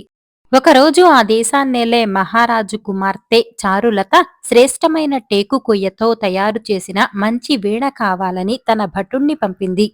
ప్రస్తుతం అలాంటి వీణ దుకాణంలో లేదు. వారం 10 రోజుల్లో తయారు చేసి నేనే కోటకు తీసుకువస్తానని యువరాణి వారికి చెప్పు అని మురారి ఆ భటుణ్ణి పంపించి వేశాడు. మర్నాటి ఉదయం వీణ తయారీకి అవసరమైన టేకు కొయ్య కోసం మురారి పాలకొండలకు ఒక కూలీని మాత్రం వెంట పెట్టుకుని బయలుదేరాడు. ఆ రోజు ఎంత వెతికినా వాళ్లకు సరైన టేకు చెట్టు కనిపించలేదు. మిట్ట మధ్యాహ్నం సమయంలో మురారి, కూలీవాడు వెంట తెచ్చుకున్న అనంతిని తిరిగి మంచి చెట్టును వెతికేందుకు బయలుదేరారు. కొంతసేపటికి వాళ్ల అన్వేషణ ఫలించింది. ఒక కొలను పక్కన వాళ్లకు ఒక దృఢమైన టేకుమాను కనపడింది. చెట్టును పరిశీలించిన మురారి తృప్తిగా తలాడించాడు. అయితే టేకుమాను అంతా గుబురు కొమ్మలతో ఉండటం మాత్రం అతడికి ఆశ్చర్యం కలిగించింది. కూలివాడు తన భుజం మీది పంచెను తలకు చుట్టుకుని చెట్టు మొదలను నరికేందుకు గొడ్డలి పైకెత్తాడు. ఇంతలో ఆగు, నా నివాసాన్ని కూలదొయ్యకు అని చెట్టుపైనుంచి స్త్రీ కంఠస్వరంతో మాటలు వినవచ్చాయి. ఆ మరుక్షణం పైనుంచి ఒక యక్షిని వాళ్ల ముందుకు దూకింది. మురారి, కూలివాడు భయకంపితులై చూస్తున్నంతలో యక్షిని, ఇది నా నివాసం. ఎన్నో సంవత్సరాలుగా ఎంతో హాయిగా ఈ చెట్టుపైన ఉంటున్నాను. అసలు నువ్వీ చెట్టును ఎందుకు నరక చూస్తున్నావు అని అడిగింది. యక్షిని పెద్దగా కోపగించకుండా కొంత శాంతంగా మాట్లాడటంతో మురారి తెప్పరిల్లి కాస్త ధైర్యం తెచ్చుకుని, రాకుమారికి నేను వీణ తయారు చేసి పంపాలి. అందుకవసరమైన చెట్టు ఈ ప్రాంతాన మరెక్కడా లేదు. కాబట్టి నేనీ చెట్టును నరికించక తప్పదు అన్నాడు. ఈసారి యక్షిని మురారీకేసి కోపంగా చూస్తూ, ముష్టి వీణ తయారీకి నేనున్న చెట్టే దొరికిందా అని చేతుల్ని ముందుకు చాచింది. ఆ మరుక్షణం యక్షిణీ చేతుల్లో ఒక అద్భుతమైన వీణ ప్రత్యక్షమైంది. దానికి అక్కడక్కడ అమూల్యమైన వజ్రాలు తాపడం చేసి ఉన్నాయి. మురారి ఆశ్చర్యపోతూ చూస్తున్నంతలో యక్షిణి, ఇది మహిమగల వీణ. సంగీతంలో సరిగమలు రానివాళ్లు కూడా ఈ వీణను అద్భుతంగా వాయించవచ్చు. వీణ ముందు కూర్చుని సరస్వతీదేవిని మనసారా స్మరించి కావలసిన రాగం మనసులో అనుకొని తీగలను సవరిస్తే చాలు, ఈ వీణ మీద ఆ రాగం పలుకుతుంది. అయితే దీనిమీద 2 రాగాలు మాత్రం బాగా ఆలోచించి వాయించాలి. మోహనరాగం వాయిస్తే నువ్వు ఆ క్షణం మనసులో కోరుకున్న వ్యక్తి నిన్ను ప్రేమిస్తుంది. ఇక వరుణరాగం వాయిస్తే జడివాన కురుస్తుంది. అన్నిటికంటే ముఖ్యమైన విషయం, ఈ టేకు చెట్టు ఉన్నంతకాలమే నేనిక్కడుంటాను. నేనిక్కడున్నంతకాలమే ఈ వీణలో మహిమ ఉంటుంది. అర్థమైందా? ఇదిగో వీణ తీసుకో అంటూ వీణను మురారీకిచ్చి అంతర్ధానమైంది. అనుకోకుండా తనకు మహిమగల వీణ లభించినందుకు మురారి ఉబ్బి తబ్బిబ్బయ్యాడు. ఆ అద్భుతమైన వీణ సాయంతో తాను తలచుకుంటే రాకుమారి చారులతనే పెళ్లాడగలడు. మురారి ఇలాంటి ఊహలతో తేలిపోతూ ఉండగా పక్కన ఉన్న కూలివాడు అతన్ని హెచ్చరిస్తూ, అయ్యా, పొద్దు ఏటవాలింది. ఇక మనం ఇంటికి బయలుదేరదామా అన్నాడు. దానితో మురారి ఊహాలోకం నుంచి బయటపడి కూలివాడితో, సరే బయలుదేరదాం. ఒక సంగతి గుర్తుంచుకో, ఈ వీణ గురించి ఊళ్ళో ఎవరికీ చెప్పకు అని హెచ్చరించాడు. అయితే కూలివాడు ఇల్లు చేరుతూనే యక్షిణి వీణ గురించి తన భార్యకు చెప్పాడు. ఆ రహస్యం ఎవరికీ చెప్పవద్దని హెచ్చరించాడు కూడా. అయినా లాభం లేకపోయింది. రహస్యం కూలివాడి భార్య నుంచి ఈ నోటా ఆ నోటా పాకి తెల్లవారేసరికి ఊరంతా గుప్పుమంది. మురారి ఉదయం నిద్రలేచేసరికి తిరణాలకు వచ్చినట్టు ఊళ్ళోని జనం అతడి ఇంటి ముందు మూగి ఉన్నారు. ఏం జరిగిందో మురారి వెంటనే ఊహించాడు. గుంపుగూడిన జనం మురారిని మహిమగల వీణను ఒకసారి వాయించమని ఒత్తిడి చేయసాగారు. అయితే ఇలాంటి మహిమల మీద నమ్మకం లేని యువకుడొకడు జనంలోంచి, ఇంకేం మురారి, మహిమగల వీణ వాయించి సరాసరి మన రాకుమారి చారులత మెడలో తాళికట్టి ఆ తర్వాత ఏకంగా ఈ దేశానికే నువ్వు మహారాజువు కావచ్చు అన్నాడు హేళనగా. మురారికి వాడి వేళాకోళపు మాటలు కోపం తెప్పించాయి. దానితో వాడి మాటలు నిజం చెయ్యాలనుకుంటూ ఇంట్లోకి వెళ్లి యక్షిణి ఇచ్చిన వీణను బయటకు తెచ్చాడు. తర్వాత ఇంటి ముంగిట అరుగుమీద పద్మాసనం వేసుకుని కూర్చొని కాసేపు కళ్ళు మూసుకుని సరస్వతీదేవిని ప్రార్థించాడు. ప్రార్థన ముగియగానే మురారి వీణను శృతి చేసి యువరాణి చారులత తనను ప్రేమించాలి అనుకుంటూ రాగాన్ని మనసులో మననం చేసుకుని వీణ తీగల్ని మీటసాగాడు. జనం ఊపిరి బిగపట్టి చెవులు రిక్కించి పరమానందంగా వీణనాదాన్ని వినసాగారు. అయితే ఉన్నట్టుండి వాతావరణంలో మార్పు రాసాగింది. ఆకాశంలో నల్లటి మేఘాలు అలుముకోసాగాయి. అంతలోనే ఉరుములు, మెరుపులు. జనంతో పాటు మురారి కూడా ఉలిక్కిపడ్డాడు. ఆ మరుక్షణం అతడికి తను చేసిన పొరపాటు తెలియవచ్చింది. తను మోహనరాగానికి బదులు వరుణరాగం మనసులో అనుకుని వీణను వాయించాడు. అందుకే జడివాన ప్రారంభమైంది. అయినా ఇప్పుడు విచారించి ఏం లాభం? అప్పటికే కుంభవృష్టిగా వాన ప్రారంభమైంది. గ్రీష్మకాలంలో హఠాత్తుగా ఈ జడివాన ఏమిటిరా దేవుడా అని కేకలు వేస్తూ జనమంతా పొలోమని తమ ఇళ్లకేసి పరుగులు తీశారు. ఇంతలో ఆకాశం కళ్ళు మిరుమిట్లు గొలిపేలా ఒక పెద్ద మెరుపు మెరిసింది. ఆ మరుక్షణం దూరంగా ఎక్కడో పిడుగుపడిన శబ్దం వినిపించింది. ఏదో ఆలోచనలో ఉన్న మురారి తన మోచేతులకి ఏదో మెత్తగా తగలటంతో ఉలిక్కిపడి చూశాడు. అక్కడ వీణకు బదులు ఒక పెద్ద సర్పం ఉన్నది. మురారి భయంతో ఒక వెర్రి కేక పెట్టి లేచి నిలుచున్నాడు. సర్పం తలెత్తి అతడికేసి ఒకసారి చూసి జర్రున అరుగు కిందికి జారి బాణవేగంతో ఆకాశంలోకి దూసుకుపోయింది. ఇంటి ముందు రేగిన కోలాహలానికి కారణం తెలుసుకునేందుకు బయటకు వచ్చిన రామావతారం కొడుకును ప్రశ్నించి జరిగిందేంటో విని, ఒరే మురారి, నీ ప్రవర్తన మన వృత్తి ధర్మానికే తీరని మచ్చ. ఈ అనుభవంతోనైనా బుద్ధెరిగి ప్రవర్తించు. లేనిపోని దురాశలకు పోయి నలుగురిలో నవ్వుల పాలు కాకు. ఈరోజే వెళ్లి మంచి టేకు కొయ్య తెచ్చి రాకుమారికి వీణ తయారు చెయ్యి అని సలహా ఇచ్చాడు. టేకు కొయ్య కోసం పాలకొండలకు వెళ్లిన మురారికి అక్కడ యక్షిణి నివసించే టేకుమాను పిడుగుపాటుకు నిలుపునా కాలిపోయి కనిపించింది. ఆ తర్వాత మురారి కష్టపడి మంచి టేకు కొయ్యను సంపాదించి నెల తిరక్కుండానే రాకుమారి చారులత కోరిన వీణను తయారుచేసి కోటకు వెళ్లి ఆమెకు ఇచ్చాడు. బేతాళ కథలు రంగనాథుడి ఆశయం. పట్టువదలని విక్రమార్కుడు చెట్టు వద్దకు తిరిగి వెళ్లి చెట్టుపైనుంచి శవాన్ని దించి భుజాన వేసుకుని ఎప్పటిలాగే మౌనంగా శ్మశానంలోకి నడవసాగాడు. అప్పుడు శవంలోని బేతాళుడు, రాజా, ఇంతటి అర్ధరాత్రి వేళ కన్ను పొడుచుకున్నా కానరాని కటిక చీకటిలో నువ్వు పడుతున్న శ్రమ చూస్తుంటే జాలి కలుగుతున్నది. అయితే ఇంత శ్రమకు గురవుతూ నువ్వు సాధించగదలచిన కార్యం నీ స్వార్థానికా లేక పరుల కోసమా అన్న సంగతి తెలియటం లేదు. ఎందుకంటే ఒక్కొక్కసారి నిస్వార్థ బుద్ధులైన వ్యక్తులు గొప్పవారి కోసమే కాక అనాలోచితంగా అల్పుల కోసం కూడా త్యాగాలు చేసేందుకు సిద్ధమవుతారు. ఇందుకు పెద్దగా ఆ వ్యక్తులను తప్పుపట్టనవసరం లేదు. కారణం పరిస్థితుల ప్రభావం వల్ల అల్పబుద్ధులైన వాళ్ళు కొన్ని సమయాల్లో ఎంతో నీతివంతంగా ప్రవర్తిస్తారు.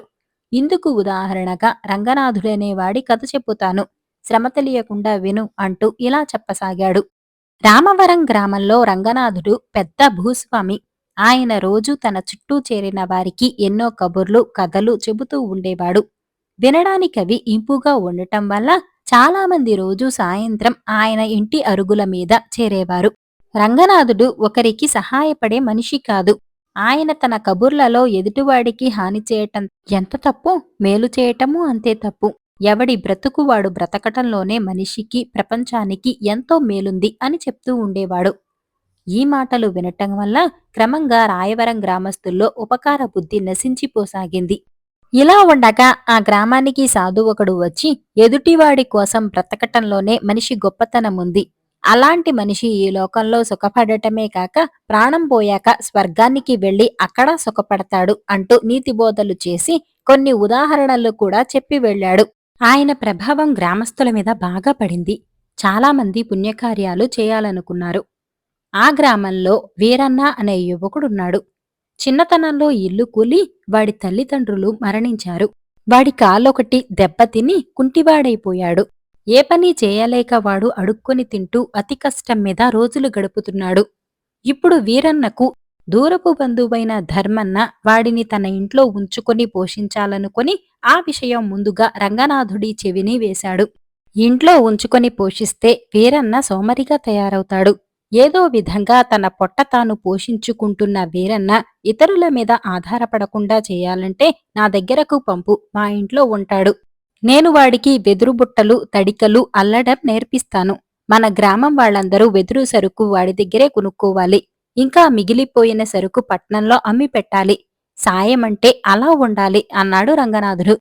ధర్మన్నకిది ఎంతో నచ్చి అలాగే ఏర్పాటు చేశాడు.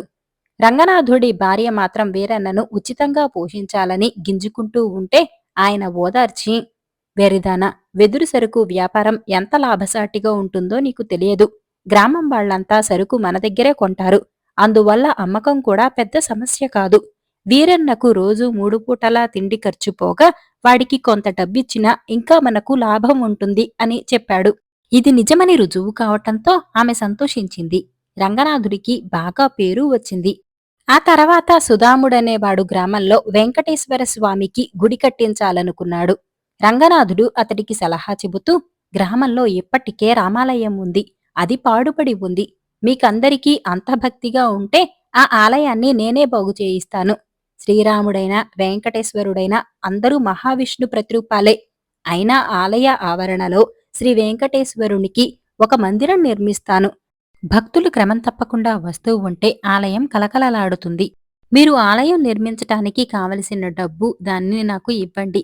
మనం ఉన్న ఆలయాన్ని బాగు చేయవచ్చు అని రంగనాథుడు అన్నాడు.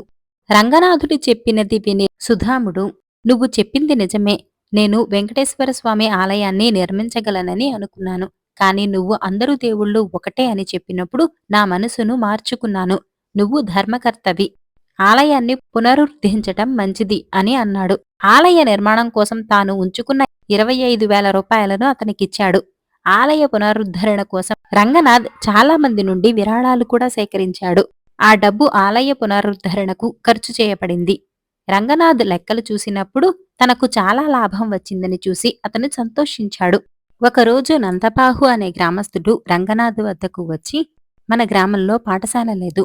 పిల్లలు చదువుకోటానికి నగరానికి వెళ్తున్నారు. అంత దూరం ప్రయాణించటం కష్టం. పిల్లలు బాధపడుతున్నారు. అందుకే నేను వారికి ఉచితంగా ఎడ్లబండ్లను ఏర్పాటు చేస్తాను అన్నాడు. కాని రంగనాథ్ అతని ప్రతిపాదనకు అంగీకరించలేదు.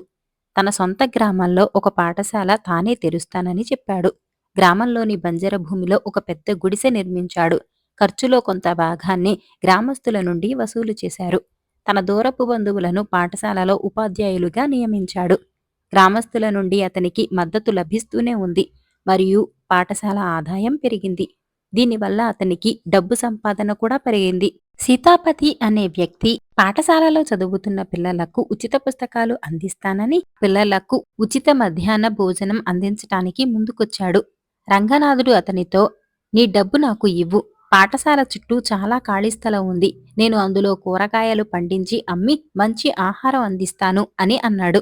రంగనాథు సూచనకు సీతాపతి అంగీకరించి అతనికి డబ్బు ఇచ్చాడు.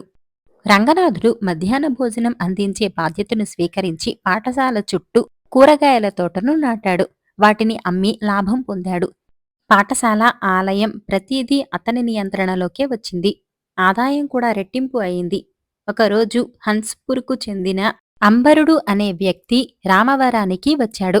అతను గ్రామ నాయకులను కలుసుకుని, నా దగ్గర అపారమైన సంపద ఉంది. నాకు ఆధారపడటానికి ఎవ్వరూ లేరు అని అన్నాడు. నా దగ్గర ఉన్న ప్రతిదాన్ని పేదలతో పంచుకోవాలనుకుంటున్నాను. నేను వారికి సహాయం చేసి వారి జీవితాలను సంతోషంగా ఉంచాలి అనుకుంటున్నాను. అందుకే నేను అన్ని గ్రామాలకు వెళుతున్నాను. మీ గ్రామాల్లోని పేదలందరినీ ఆహ్వానించండి. నేను వారికి భూమిని కొని ఇస్తాను. భూమి ఉన్నవారికి ఉపయోగకరమైన వృత్తిని ఏర్పాటు చేస్తాను అన్నాడు. గ్రామ పెద్దలిందుకు ఎంతో సంతోషించి రంగనాథుడికి కబురంపి విషయం చెప్పారు. రంగనాథుడు కోపంగా, మా గ్రామంలో దానాలు పుచ్చుకునే పేదవారు ఎవరూ లేరు. అందరూ స్వయం కృషితో డబ్బు సంపాదించుకొని ఉన్నదానితో తృప్తిగా జీవిస్తున్నారు అన్నాడు.